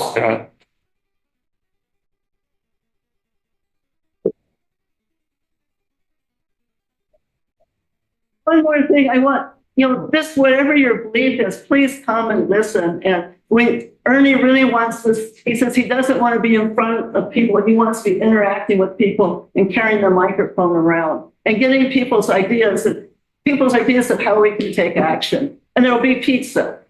It's always good. We have a couple of questions for your comments. First, Councilor McGinnis. I was just going to say, I heard Ernie Nemi a couple times, and he's one of those speakers that bumped my knowledge base way up. So I highly recommend him. I went to that meeting with him also, and he is very knowledgeable. And thank you for bringing him to us. So the first meeting she came at, it was when Marty Wing was still on the city council. And she came and she said, oh my gosh, she says, we've had our heads in the sand. She says, I'll pay him to bring him back. And also each speech is different. Every talk is different. So please come and St. Mary's part of your grant is going to pay St. Mary's for the space, and it's a great space and they're really supportive.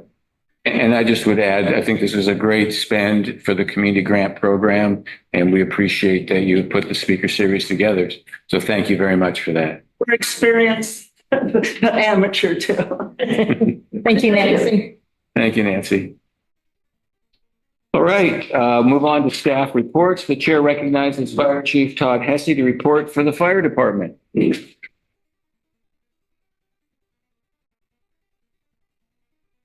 Honorable Mayor, City Council, and City Manager Rockaway Beach, you have before you the Fire Department Council report for the month of July of 2024.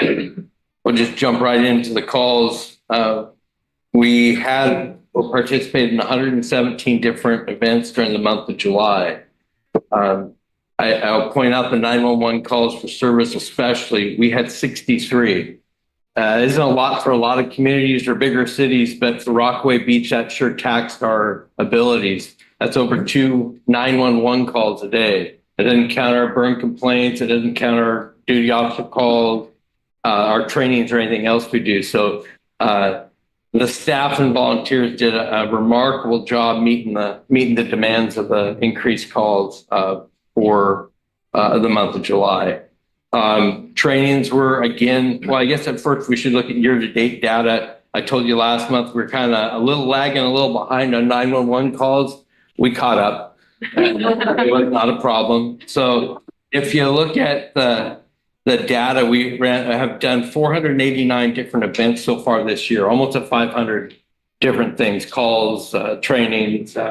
We've had a pretty busy year, definitely by far the busiest we've ever had.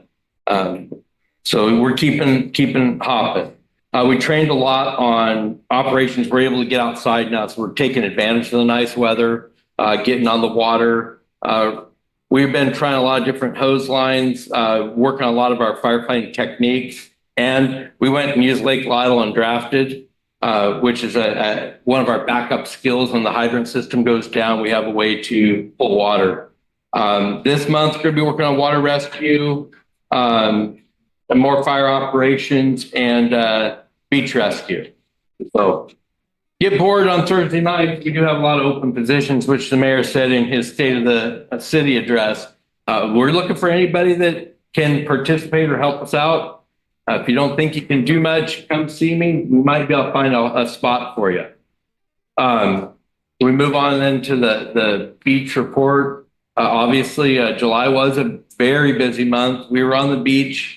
And this doesn't count all of our seasonal staff that run that beach every day, but we spent a lot of time, myself in particular, just educating folks, talking to people, even just having a presence on the beach. I will say also that State Parks is really doing a good job of being on the beach this year. I've seen more tire tracks in their pickups than I've ever seen before. So their presence there has been noted, and we have a pretty good dialogue between us. So they're happy with our performance and we're happy with theirs. So getting out there a lot more.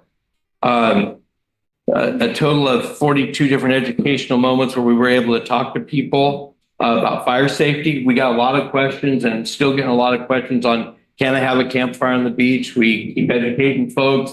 Yes, they are still allowed on the beach and in permitted fire pits, but on the beach, make sure you stay away from the grass or the vegetation line by 50 feet and you extinguish it with water. We keep that message up over and over again, but it gets asked all the time. We talked to 49 different contacts on people to give that message to get out of the water. We had 92 people we actually talked out of the water or recommended they remove themselves from the water so they didn't get pulled out into the ocean. And on that note, I drove the beach today, this afternoon, and looked at it. And we've created a lot of different channels along the beach. The beach really changes in the summer. Anybody that's been down there sees the big river channel looking things. That's where your riptides are going to be. And we have some very pronounced ones right now with some pretty deep, steep drop-offs. So we'll really ramp up the education from now to the end of summer to make sure we're educating the folks that are out there. But of our volunteers, they spend a lot of time out there too. So we'll move on to preparedness and emergency management. This month's emergency preparedness meeting was on foraging and wild edibles. I'm also proud to announce that our Nixle alerts will be coming soon. So we'll have a sign-up sheet once we're online. If you would like to receive our Nixle report, you just sign up for it, and we use a system, Everbridge, and we'll put a notice out if we said it's going to be sunny today. Anybody that signed up would get that message, or there's inclement weather coming, or we expect to prepare for this. We'll be able to communicate with anybody that signs up on you. It comes through your phone, and it's just a click of a button for us. So Captain Grace and I will be receiving that training this month is our plan. Also, Emergency Volunteer Corps in Halem Bay was awarded a grant and shared with us, and I think this is pretty important, a solar powered Go Box. It's battery powered radio that'll allow us to have the ability to use our GMRS radio system. It'll allow us to use a ham system, which I've been working with a community member to work on possibly getting a ham set up for the city. And then it'll give us WinLink, which will allow us to send emails. In the event of an extended power outage where we don't have power, we have a solar system to do that. So I think it really enhanced our radio communication immensely. Captain Grace is working on training. He is finishing up his CERT Train the Trainer class. So we'll be able to enhance our CERT group, which, like you said in your address, we now have an active group. Now we'll be able to add to it in-house. The radio group is continuing to meet their weekly checks, and I've talked to some community members. They're identifying different areas we can improve our communication plans. And last but not least in that, plans are being made for the Great Shakeout event. We had a good participation from city members last year. We're looking for a bigger participation this year. And I'm just going to leak this out to those members that are on our emergency management teams. I started working on a plan to have a functional exercise after the Great Shakeout on that day. So we'll be activating all three of our teams and doing practical exercise to see where we're really good at and see where we need to improve. So I'm really excited about that. There is a certain meeting that will be coming up ahead of that to kind of brief everybody on what we expect. And then summer staff, I can't tell you how important they are. That grant from the State Fire Marshal has been this year. That busy month of July, they really stepped up and ran a lot of calls and are doing a wonderful job and took some of that pressure off the volunteers. We have one of the most active volunteer corps I've ever had. However, you can tell when you start running 2 or 3 calls or 5 calls in a day, they start wearing down a little bit. So we've appreciated them a lot. And then 2 off notes that aren't on here, or 3, I guess 2. Tillamook County the last couple of years, we've been really working hard. If everybody notices, there's fires all over the state. In fact, listened to the report yesterday. There's still over 100 active fires in the state. So far, we've burned 1.7 million acres, and we've had 14 separate conflagrations where the governor enacts a emergency declaration, and it lets structural firefighters respond to protect structures all over the state. In 2020, that was the busiest year they'd ever had. They had 14 conflagrations declared. To date, we've had 14 this year. So we're way ahead of schedule. Cascade is still cheering out, and Western Oregon's still cheering out, which means they're getting more potential to burn.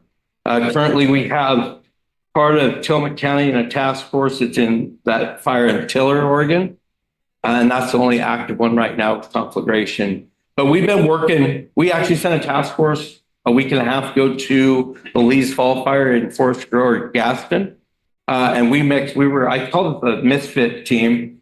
We had folks from Clatsop County, Columbia County, Lincoln County, and us, but we were able to ragtag a group together and go help them out and they ended up, when they got there, they did not lose the structure. They worked very hard. So it's a good program. And then I will have to say on a good thing, we did go to the county fair this year. All the 7 departments rotated crews through to give out stickers to kids, educate on volunteers, and any questions the public might have. Extremely successful. And we actually sent a group to the Destruction Derby, and they had front row seats and really seemed to enjoy their time. And that is my report. Do you have any questions? Yes, Councilor Rankin. I was just wondering if the Great Shakeout was going to be in October again this year. We'll hold it. That's a set date for all time. And it is 10 at 10:10? October 17th at 10:17. Okay. And that is when we'll do some sort of activation. If we could get Nixle up ahead of that, maybe we use it. We want to have an alert of the right time and practice our evacuations with our go bags to our safe locations. My question is about that also. Sure. In case people don't know, this is our citywide practice for disaster evacuation. Right. And I was wondering if we could get it on the website now, like a little bit early, so people can build their calendar schedules around that. Sure. I'll make sure it gets on there. Again, I think anywhere we can get that out, that would be very beneficial. Okay, any other questions? Fire truck.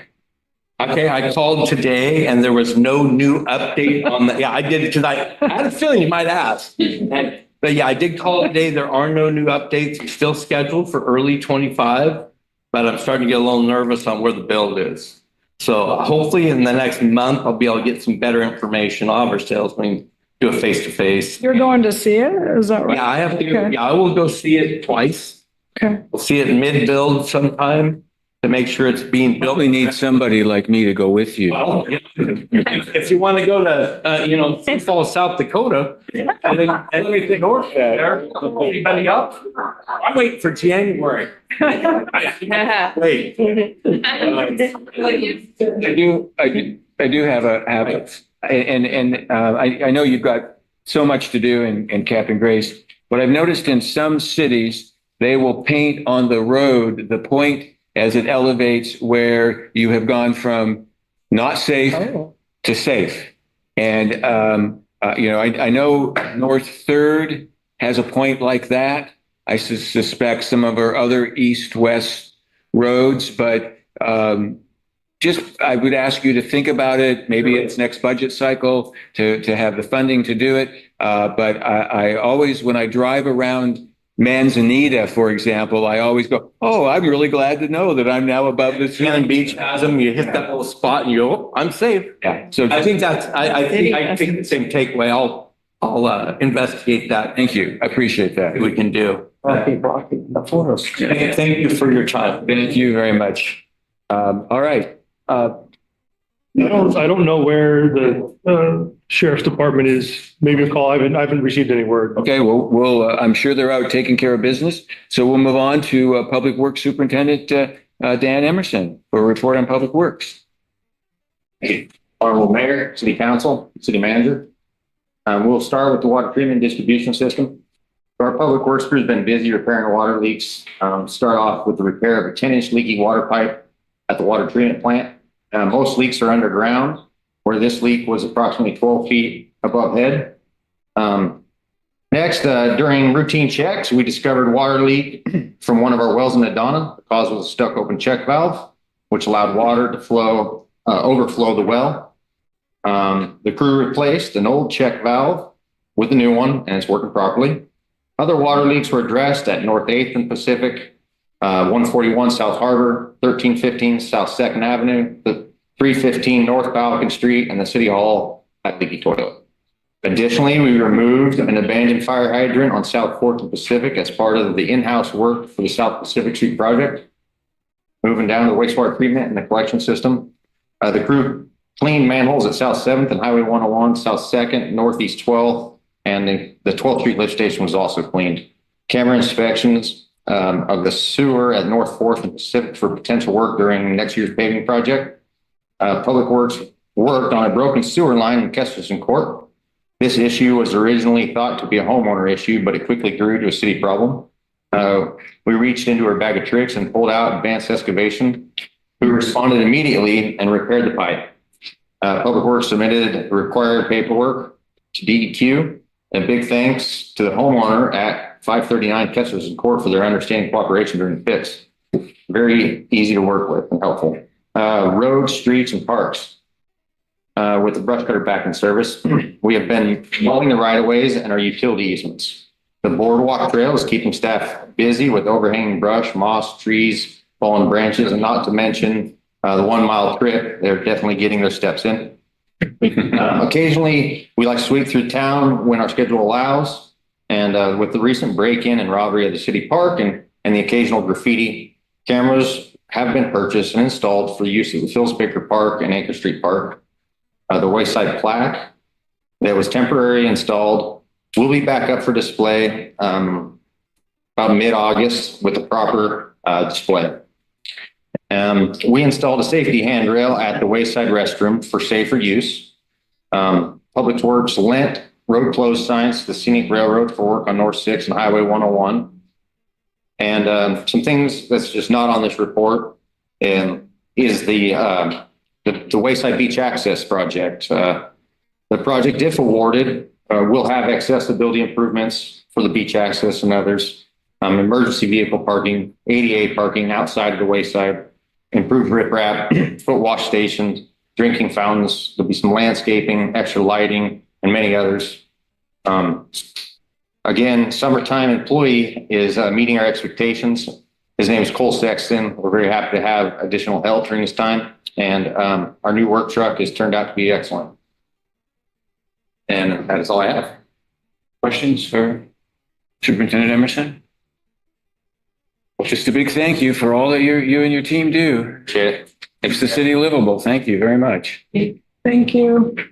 The floor is yours, City Manager Shepherd. All right, thank you, Mayor. A lot of presentations tonight from the state of the city, the David's Chair, Daniel Weir, and all the presentations for the community grants. But it's just nice to see how positive all of these presentations were. It's really nice to see. But as far as items under consideration for the council later tonight, there's only three resolutions. First one is Resolution 38, which approves a lease between the City of Rockaway Beach and the Nia County School District. It's a 5-year agreement. And in short, city will agree to maintain the court. And in return, the school district will leave it open for use by the public for free. And last year, if you remember, we signed a 1-year agreement. Public Works went out. They restriped the tennis court so you can play tennis or pickleball. They put a few new benches in. So in essence, this is really kind of an extension of the original agreement. But anyway, this is the new ones for 5 years. And as Superintendent Emerson mentioned, We did get the bids back for the Wayside Beach Access project. And this resolution will authorize the mayor and the city manager to execute a contract with the lowest bidder. The engineer's project estimate was 290,000 approximately, and our low bid came in at 245. So we were happy to see that. And so just as a reminder, this project will include stair and ramp beach access, accessible paths to most of the tables out there, drinking fountains, foot washing stations. We'll add a designated emergency vehicle parking spot just outside of the Wayside. And we'll have at least one more ADA compliant parking spot at the new restrooms. So it'll be a great project for our city, another accessibility project, which we shouldn't be doing a lot of lately. And then lastly tonight, for items on the agenda, we've got a memorandum of understanding with David's chair. I think Jeff did a great job of explaining what kind of opportunities they're going to provide for those who could definitely use that, give some people the freedom they otherwise wouldn't have to explore some of the natural recreation we have to offer here. It would be housed at St. Mary's. Make reservations on. You can make reservations online, and the city will provide financial support of $5,000. Sounds like up to $7,000 a year. As far as meetings go, we've got the usual city council workshops and regular meetings and planning commission meetings in August and September. But there's two worth pointing out. One on September 12th, we have a source water protection plan town hall. And the committee is just about done analyzing the risks to the watershed. And so we want to present that work to the city. And then on September 18th, we'll have a strategic plan town hall. And so we'll hear about from our consultants, hear about all of the engagement that's happened over the month of August and what the next steps are going to be. So pretty exciting. And then I just wanted to give you a few highlights. So I picked some funding highlights. We have an amazing staff, and they've done a great job of bringing in outside funding to the city's coffers. So between July 23 and June 24, which is the last budget year, staff brought in $843,000 to projects here in Rockaway Beach, $433,000 that it's going to go to the Lake Lytle restroom project, $55,000 to work on our source water protection plan.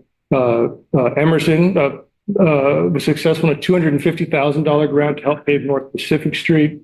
Chief Hesse, I think it was $30,000 for a wildlife staffing grant that covers the summer staff he's got. And then we were able to get $75,000 in grant funding to go towards our Anchor Street Park. So we had a pretty good year last budget year. This budget year, we're only 2 months in. We've already secured over $1.5 million for the city.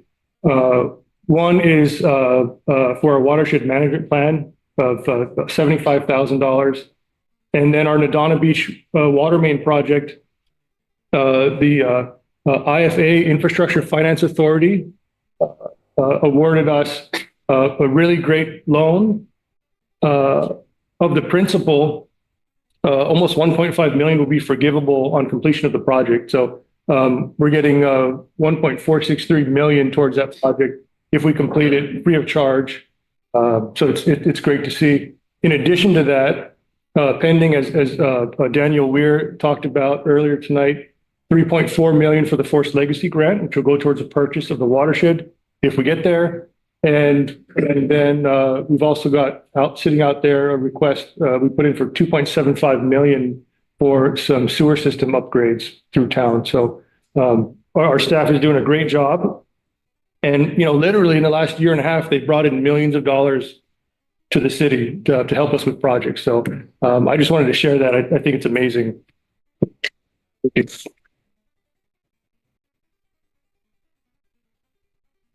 And that's my report for you tonight. All right, thank you. Given the time, I believe we're going to take a 5-minute recess. We'll reconvene at 8 o'clock.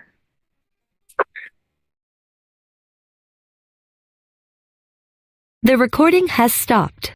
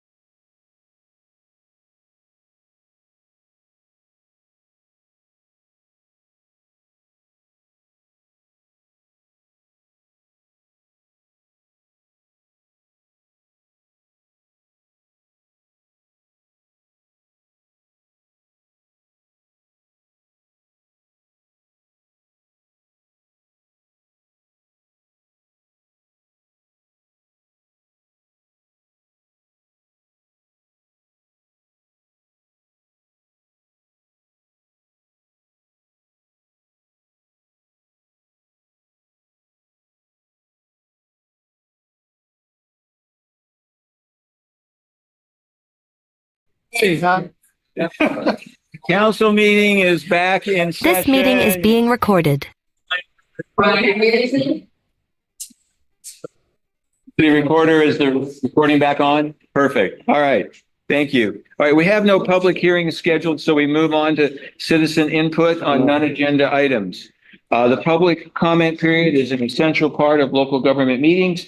Each person has 4 minutes to speak. Our governing body takes the input into consideration. However, in observance of Oregon open meeting laws, this isn't the time for dialogue, but rather a time for us to listen to you. Our city manager is taking notes of action as needed. The electronic egg next to the city manager will count down, giving speakers a 1 minute warning by turning yellow. I have the sign up sheet. Anyone joining us remotely who wishes to provide comment can notify the meeting monitor now by clicking the raise hand icon, and we will add you to the sign up sheet. Do we have folks watching remotely? Yes. Seth Thompson. Seth Thompson? Yes. And Suzanne. No last name. Okay, we'll have Suzanne give us her last name when she speaks. All right. Anybody else? All right. The chair recognizes Goldia C. Please approach the podium and state your full name and address for the record. After 3 minutes, the timer will turn yellow. After 4 minutes, the timer will turn red. Please conclude your comments at that time. Hi. I'm the woman, Goldie C, who lives across the street from Anchor Park, and I wanted to give a thank you to have a little talk. And Dan Emerson shared with me that you guys are working on stuff. You've got signs ordered to encourage people to be quiet between dusk and dawn. The cameras are a good idea. And that there's a plan, and maybe the trees are ordered. So eventually there will be a vegetative border. Eventually that'll be really nice for everybody and the environment. So and the kids to be around the growing things because it's so stark, and this way it'll help big. Anyway, I'm really happy. I'm heartened, and thank you for that. It's still loud. Sometimes people sneak in there, but I haven't been calling the police, so it's not me that's calling 911. But someday I'll have to call them during the day. But it's getting better, and I'm thinking maybe come the winter and the fall, it'll be quieter. One thing I wanted to bring up, that there's a big light. There's a couple big lights, which are good things, but I did some trimming in my driveway so I wouldn't lose my radio antenna on my truck, and the light comes right in my bedroom, and it's really, really bright. And I've noticed walking down the Greenway now, it's really bright until you get past the park.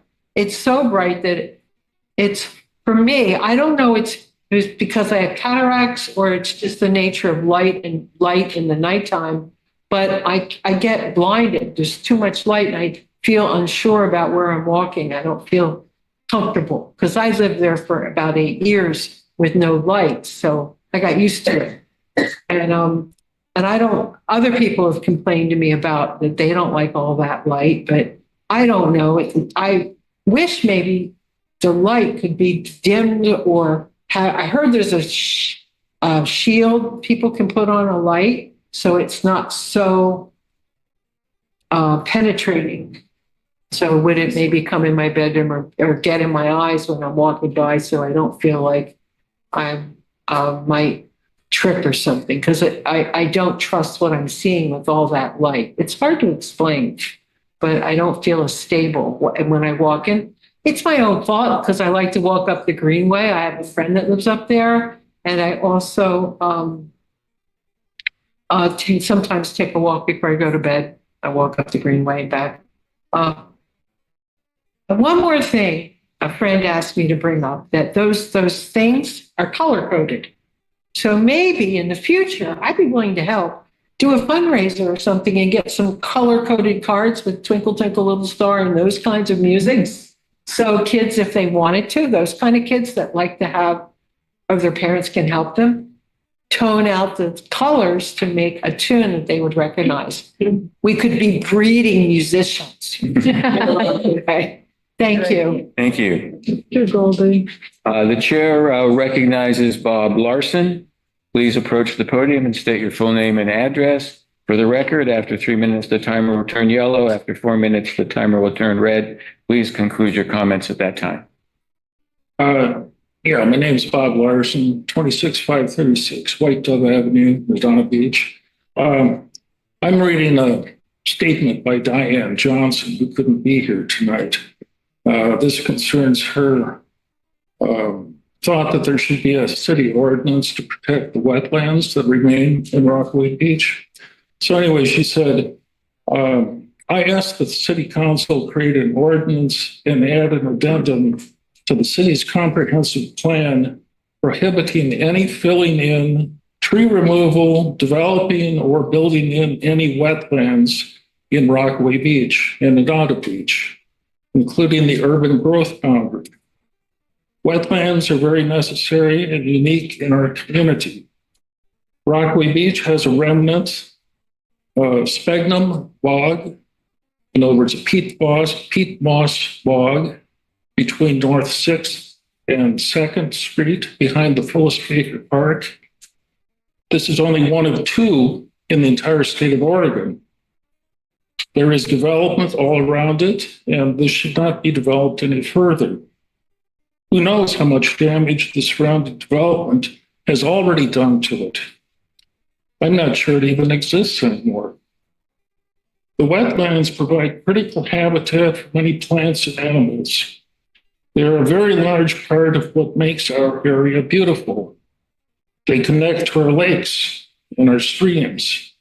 They hold floodwater. If people and the state of Oregon continue to chip away at them, we won't have anywhere for the floodwater to go, except into our homes and streets. FEMA has a new rule taking effect now.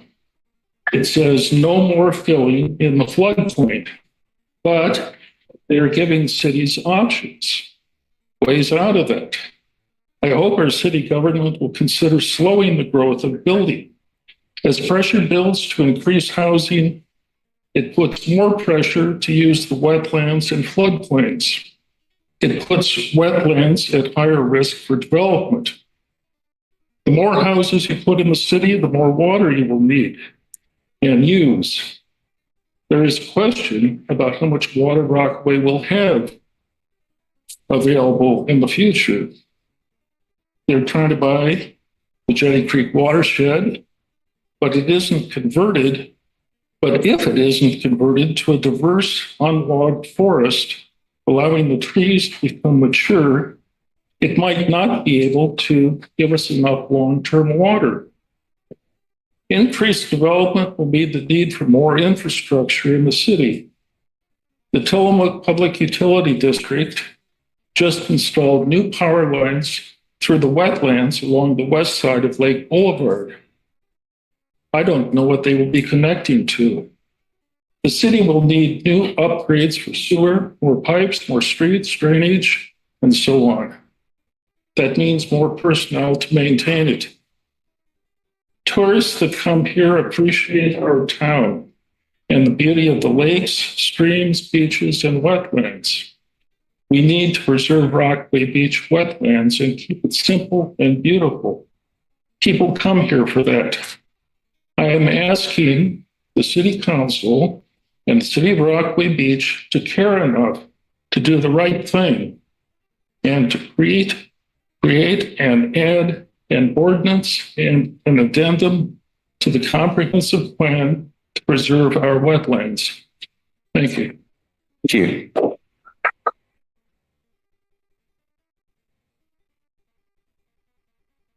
The chair recognizes Kathy Raisler. Yeah, I really should sit in the lobby. Oh, all right. The chair recognizes Nancy Lanyon. Please approach the podium and state your full name and address for the record. After 3 minutes, the timer will turn yellow. After 4 minutes, the timer will turn red. Please conclude your remarks at that time. Thank you. My name is Nancy Lanyon. I live at 621 South Anchor Street here in Rockaway.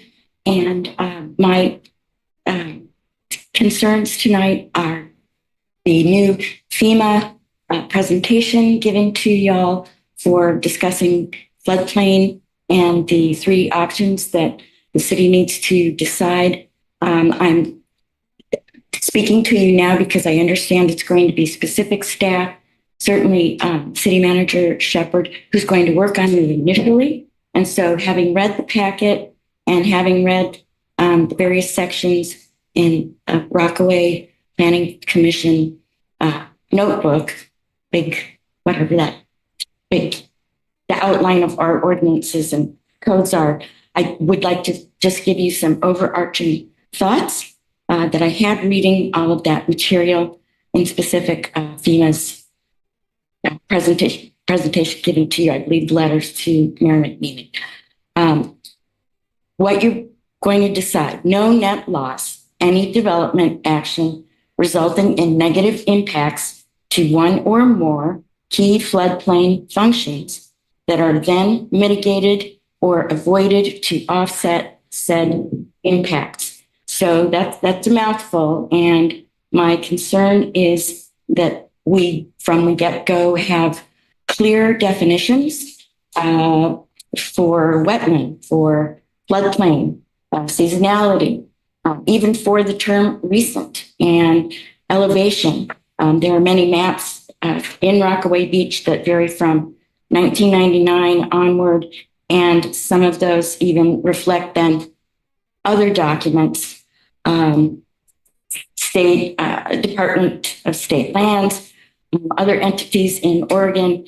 And so again, clarity as to what those terms actually mean, I think is going to be extremely important for the city to make good decisions. I'd like to know what floodplain functions mean, mitigate or offset said impacts. What are considered those impacts? I'm almost done. Thank you very much. Okay.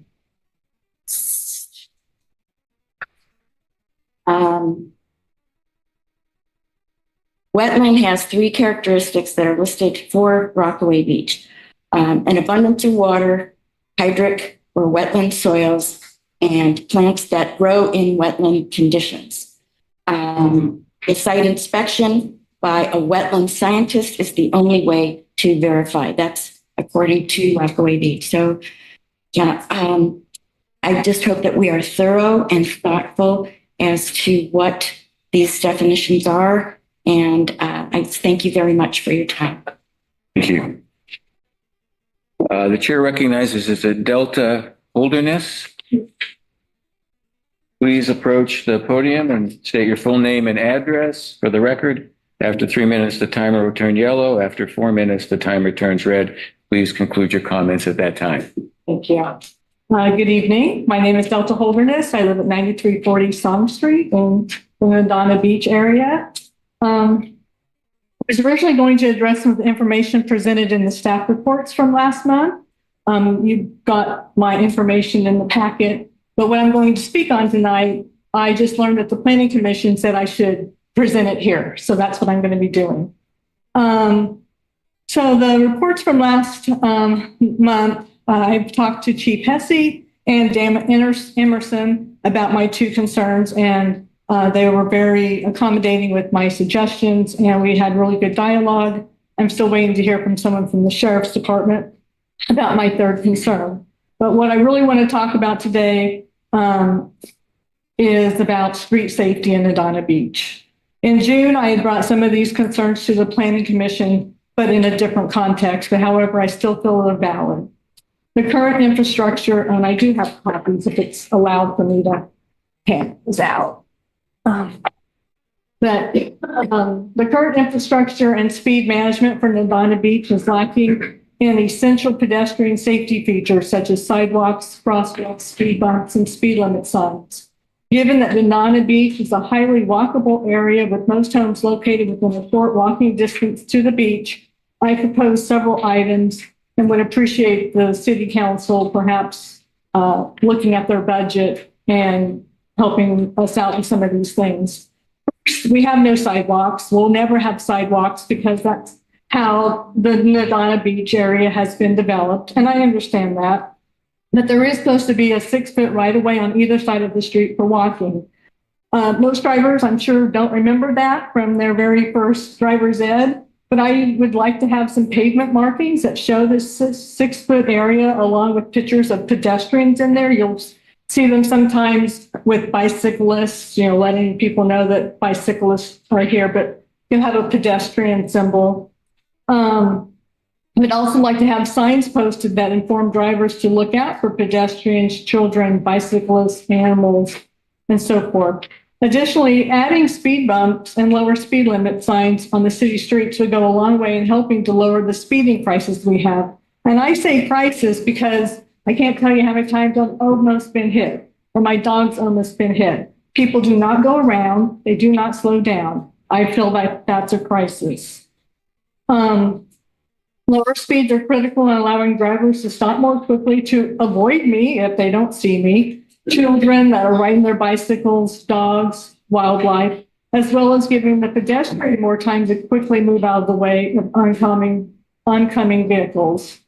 I propose speed bumps that are spaced appropriately for the length of the road, plus adding speed limit signs to the city streets. And no, Nadana Beach city streets do not have speed limit signs. I was kind of shocked. It took me almost 8 years to realize this. I propose a 20-mile-per-hour speed limit, which is 5 miles lower than what the county has over there on Beach and Nadana. But this lower speed limit would contribute to a safer environment for all. Just please advise me on any necessary steps to have these items added to the agenda so we could look at the budget or however else I can help. Thank you. Thank you. The chair recognizes virtually Seth Thompson. Yeah, this is Seth Thompson, 26085 David Avenue. And I'm speaking really on behalf of a lot of my neighbors who are concerned, as some of the other speakers are, with the preservation of wetlands in Nadana Beach and Rockaway. I'd encourage the city council to put this item kind of front of mind as you work through your obviously very busy agenda and perhaps come up with a particular kind of ordinance. There is, as you probably know, an old song that goes, don't it always seem to go? You don't know what you've got till it's gone. They paved paradise and put in a parking lot. Now, Rockaway Beach has the chance to prove that song wrong and to preserve the remaining wetlands for ourselves, for our children, for our grandchildren. They will thank us for knowing what we have and making sure it doesn't get lost. Thank you. Thank you. The chair recognizes virtually Suzanne. Please state your full name and your address. Suzanne Thompson, 26085 David Avenue. And I want to address the planning department approval of the Nadana Wave development that would allow development in and close to a wetlands and riverine area. And this is very concerning. A development with houses built so close to McMillan Creek would endanger salmon, native trout, and beaver habitat. And in addition, it's dangerous for the people who live in or who are visiting or renting in the Nadana area. Building additional housing in an area with only one evacuation exit in the event of a tsunami or fire is reckless. So for public safety and to protect our natural environment, I urge the City Council to deny the Nadana Wave development when they have the opportunity to do so. Thank you. Thank you.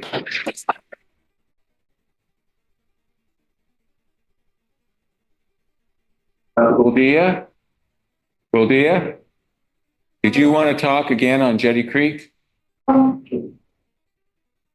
No, we're so late. I love you guys doing water and talking about water. We all get to come here and talk about our future water. Okay. All right. All right. Thank you. All right. So we have no old business. We move on to new business. Consideration of resolution 2024-38, approving a lease agreement with Neocani School District number 56 for tennis court property. The resolution approves a lease agreement with Neocani School District number 56 for the tennis court property for a period of 5 years for a payment of $10. A previous one-year lease with the district will expire in September. The public comment period is an essential part of local government meetings. Each person has 4 minutes to speak. I have the sign-up sheet. Anyone joining us remotely who wishes to provide comment can notify the meeting monitor now by clicking the raise hand icon, and we will add you to the sign-up sheet. Do we have anyone watching remotely for public comment on Resolution 2024-38? Since we have no public comment at this time, the chair will entertain a motion that Rockaway Beach City Council approve Resolution 2024-38, approving a lease agreement with Neocani High School District number 56 for tennis court property. I move that the Rockaway Beach City Council approve resolution 2024-38. I second that. It's moved and seconded that Rockaway Beach City Council approve resolution 2024-38, approving a lease agreement with Neocani School District number 56 for tennis court property. Any comments from council on this? Just that I appreciate that we're going from a 1-year lease to a 5-year lease, because 5 years gives the city public works and the city manager time to actually plan how to maintain it and budget for it. 1 year just was not enough. I will say, as a resident who lives near it, it is well used, both mostly for pickleball, but today there were some tennis players out there, saw some great shots. I was also took my cousin who visited from British Columbia out to the nature walk, and we were in one area, and this whole group of people showed up, and we started chatting, and I told them about the pickleball court there, and they're all very excited. They were planning to go and visit the pickleball court, so it's a great asset for our community. Any other? All right. Let's record how councilors vote. Council President Cheek. Yes. Councilor Franken. Yes. Councilor Hayes. Yes. Councilor Martine. Yes. Councilor McGinnis. Yes. The motion passes unanimously. Consideration of Resolution 2024-39, authorizing the mayor and city manager to execute a contract with the lowest responsive and responsible bidder for the Wayside Beach Access Improvement Project. This resolution delegates authority to the mayor and city manager to ensure a timely contract award and execution of the project. The public comment period is an essential part of local government meetings. Each person has 4 minutes to speak. I have the sign-up sheet. Anyone joining us remotely who wishes to provide comment can notify the meeting monitor now by clicking the raise hand icon, and we will add you to the sign-up sheet. Do we have anyone watching remotely for public comment on Resolution 2024? Okay. Well, we have nobody wishing to speak here, present, or remotely, so the chair will entertain a motion that Rockaway Beach City Council approve Resolution 2024-39, authorizing the mayor and city manager to execute a contract with the lowest responsive and responsible bidder for the Wayside Beach Access Improvements Project. I motion we approve resolution number 2024-39, a resolution authorizing the mayor and the city manager to execute a contract with the lowest responsive and responsible bidder for the Wayside Beach Access Improvement Project. Second? I second. A second and a third. All right. It is moved and seconded that Rockaway Beach City Council approve Resolution 2024-39, authorizing the mayor and city manager to execute a contract with the lowest responsive and responsible bidder for the Wayside Beach Access Improvements Project. Any council wish to make comments?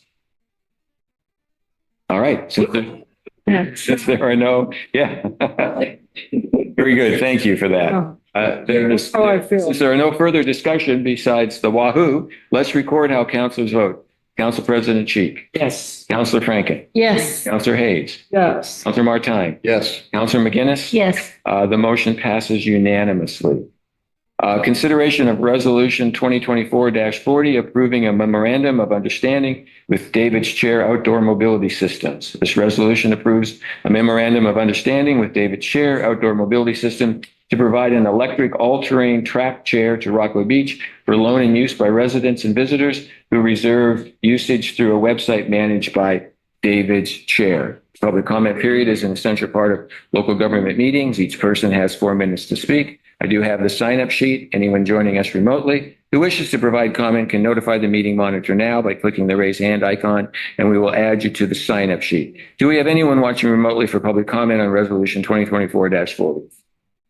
We have no one interested in providing comment, so the chair will entertain a motion that Rockaway Beach City Council approve Resolution 2024-40, approving a memorandum of understanding with David's Chair Outdoor Mobility Systems. I move that Rockaway Beach Council approve Resolution 2024-40 with a memorandum of understanding with David's Chair. Do I have a second? I'll second it. It is moved and seconded that Rockaway Beach City Council approve Resolution 2024-40, approving a memorandum of understanding with David's Chair Outdoor Mobility Systems. Any councilors wish to make comment on this resolution? No discussion. Let's record how councilors vote.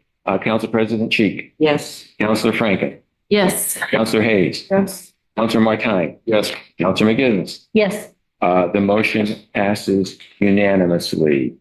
Well, we move on to council comments. The chair recognizes Council President Cheek. I have a couple of comments. One of them that I'm really pleased that we decided to get the David's Chair. I have a handicapped great grandson and he cannot walk on the beach. This is going to be a great addition to our city for people that have children, grandchildren, or relatives, or just our tourists that have now a chance to enjoy our beach that are normally not able, excuse me, to enjoy the beach. Also, I want to make a remark about a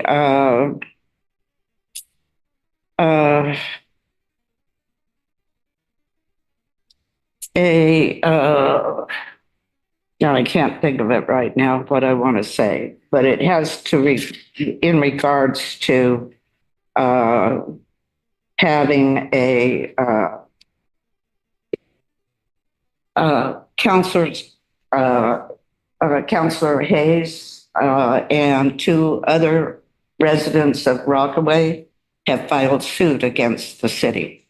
And I just want that to bring that to the public's attention, that lawsuits cost money and the taxpayers are going to put the bill on the city having to engage in a frivolous lawsuit. Thank you. You're welcome. Thank you. Councilor Franken. Yes, a few things. So several of us attended a training last week concerning executive sessions, and it was in Garibaldi, and they invited their neighboring cities to attend. So we were grateful for that. We learned a lot. It was very informative, and it was held by the Oregon Government Ethics Commission. So that was very helpful. And on July 29th, we had an additional Source Water Protection Plan Development Advisory Committee meeting to finish up some of the things that we were unable to accomplish in the time we had the previous meeting. And so I just still have been really impressed with the citizens and their level of attention and involvement on protecting our source water. And some of them wanted to make sure that since our focus was strictly on our scope is on the Jetty Creek watershed itself. And so there's more to our water system than just that. So some of the citizens wanted to make sure that we brought to council the fact that they still find that there needs to be attention paid to our infrastructure and our project plans moving forward, especially in the Nadana Beach area. So just want to get that on the record. I'd like to thank Sandra Johnson for arranging and shepherding a group of us. We're going and on the 21st next week to the NCLC's Boneyard Ridge Forest Restoration Project. We're getting a tour of that. So that'll be really, really informative for us for our future. And so I'm really grateful that we're getting to do that. And lastly, I'd like to echo some of the mayor's sentiments from his address. The amazing staff we have here at the city. We've accomplished so much, and we wouldn't be able to do that without this team. So I'd like to just thank you as a citizen of Rockaway as well as a city councilor. Good, thank you. Councilor Hayes. Yes. I'd like to thank everybody who helped with the art festival. It went fantastically. We were really, really full. And actually, Captain Grace came to my rescue. And so I'm quite grateful for his service and him being on staff. I have two other things really quick. I'd love for us to look at some dark sky stuff as we're installing new skylights. And I think that's a conversation to be had with maybe the planning department and PUD. I know that they're phasing communities slowly. And so, and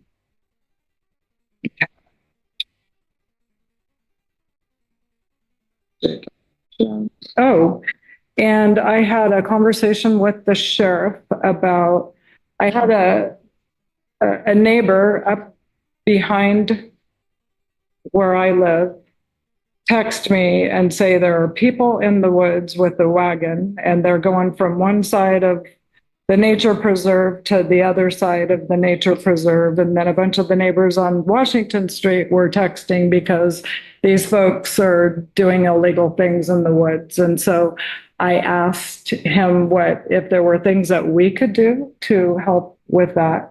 And he said if we would entertain some kind of ordinance around being in the parks or the nature preserve from dusk to dawn, or have some kind of ordinance around timing where if people are in there at 11 o'clock at night, he could write a ticket or have a reasonable cause to stop them.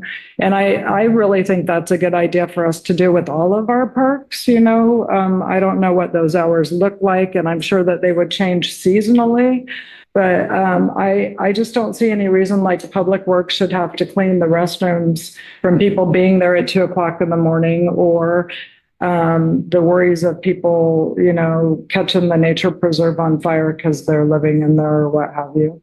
And so I hope that we might entertain looking at something as a body to empower the sheriff's department to do something if folks are in the park or in the woods or whatever when they're not supposed to be. And the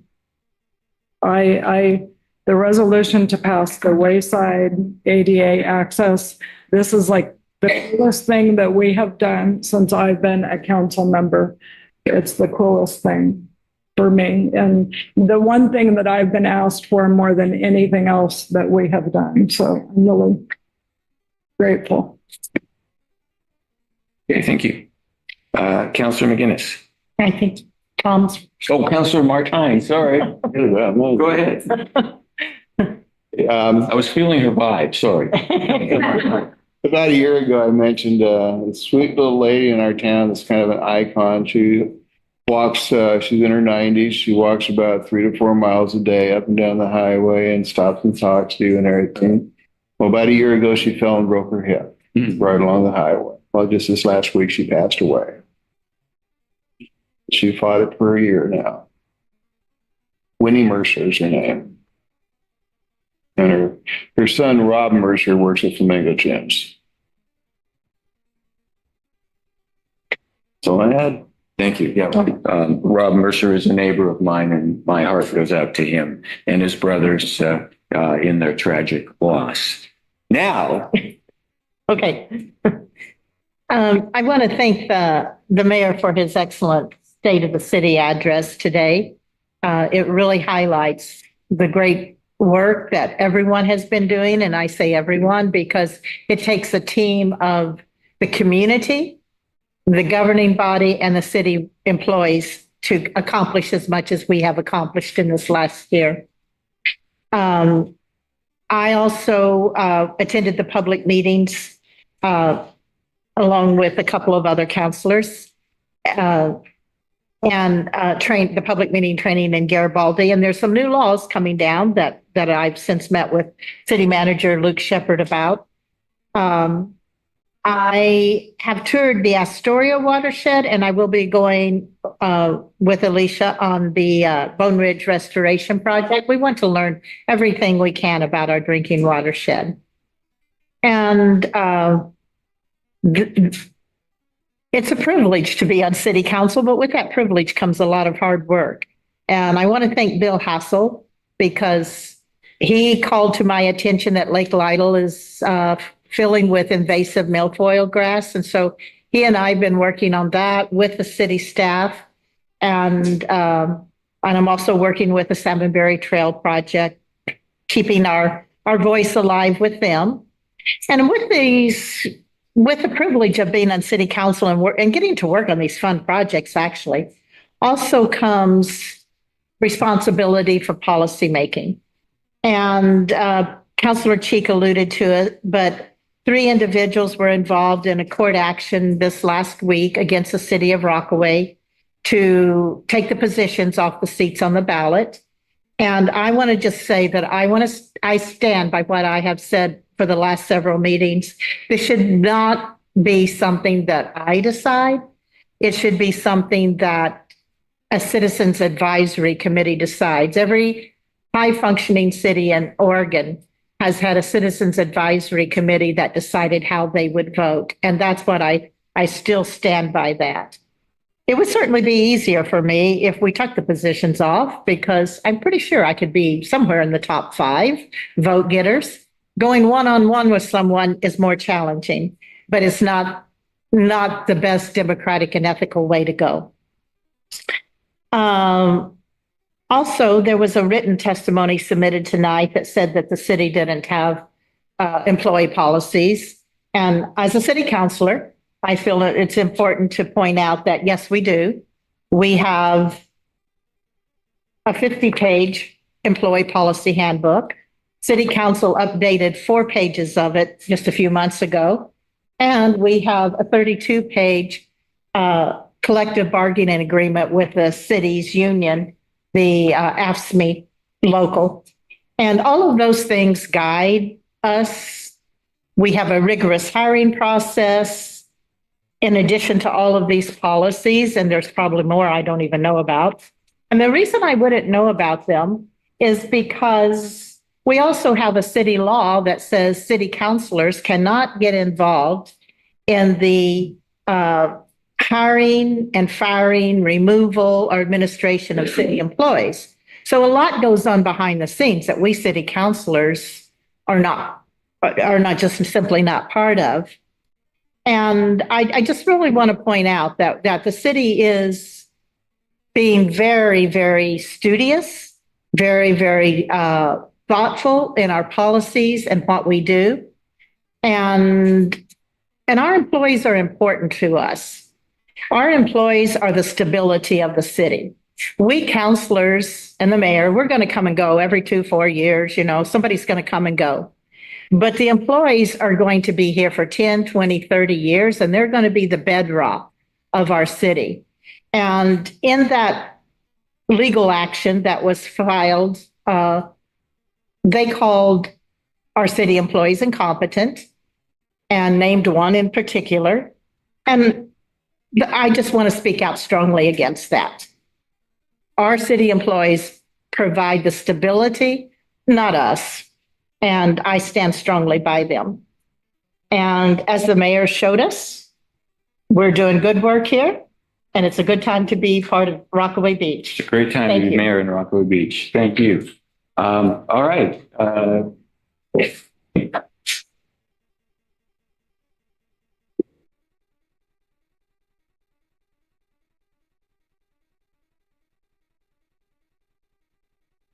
Me to click, Oh, yeah, last time you didn't seem like you liked that. oh no, as long as you give me training on it.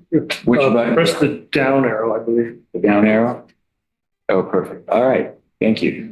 It's been a productive month for the city of Rockaway Beach, and if you haven't, I'd recommend you go to our Facebook site or our city website, and I put out a monthly update every month. I'll look back on the previous month, and it'll give you a sense of how really great it is and how busy we are. But I want to offer updates on 2 projects to support our businesses that are going strong.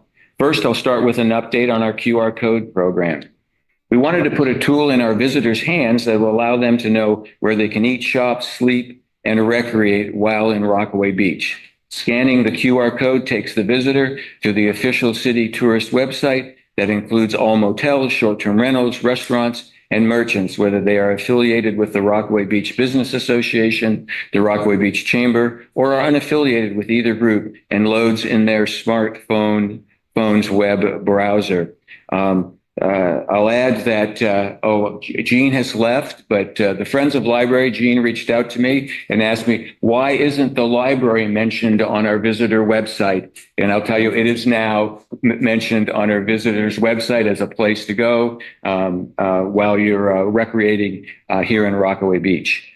These QR code stickers are now in motels, short-term rentals, restaurants, and merchants throughout Rockaway Beach. Data analytics show that the program is working. The use of visitRockawayBeach.org website from Rockaway Beach has substantially increased since the rollout of the QR program. I'm continuing to work with Nan Devlin of Tillamook Coast Visitors Association to add the QR code to signage around Rockaway Beach. Watch for more to come.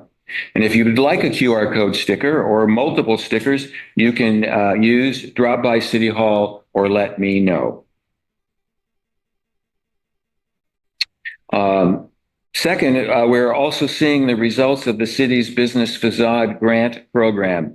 Be sure to check out the business storefronts being painted and remodeled. And this is most recently, if any of you have walked downtown, you've seen the Beach Bake Shop and the wonderful job that's being done to refurbish their front. And of course, Deborah Reeves, Joe's Snack Shack did a lovely job of having it repainted.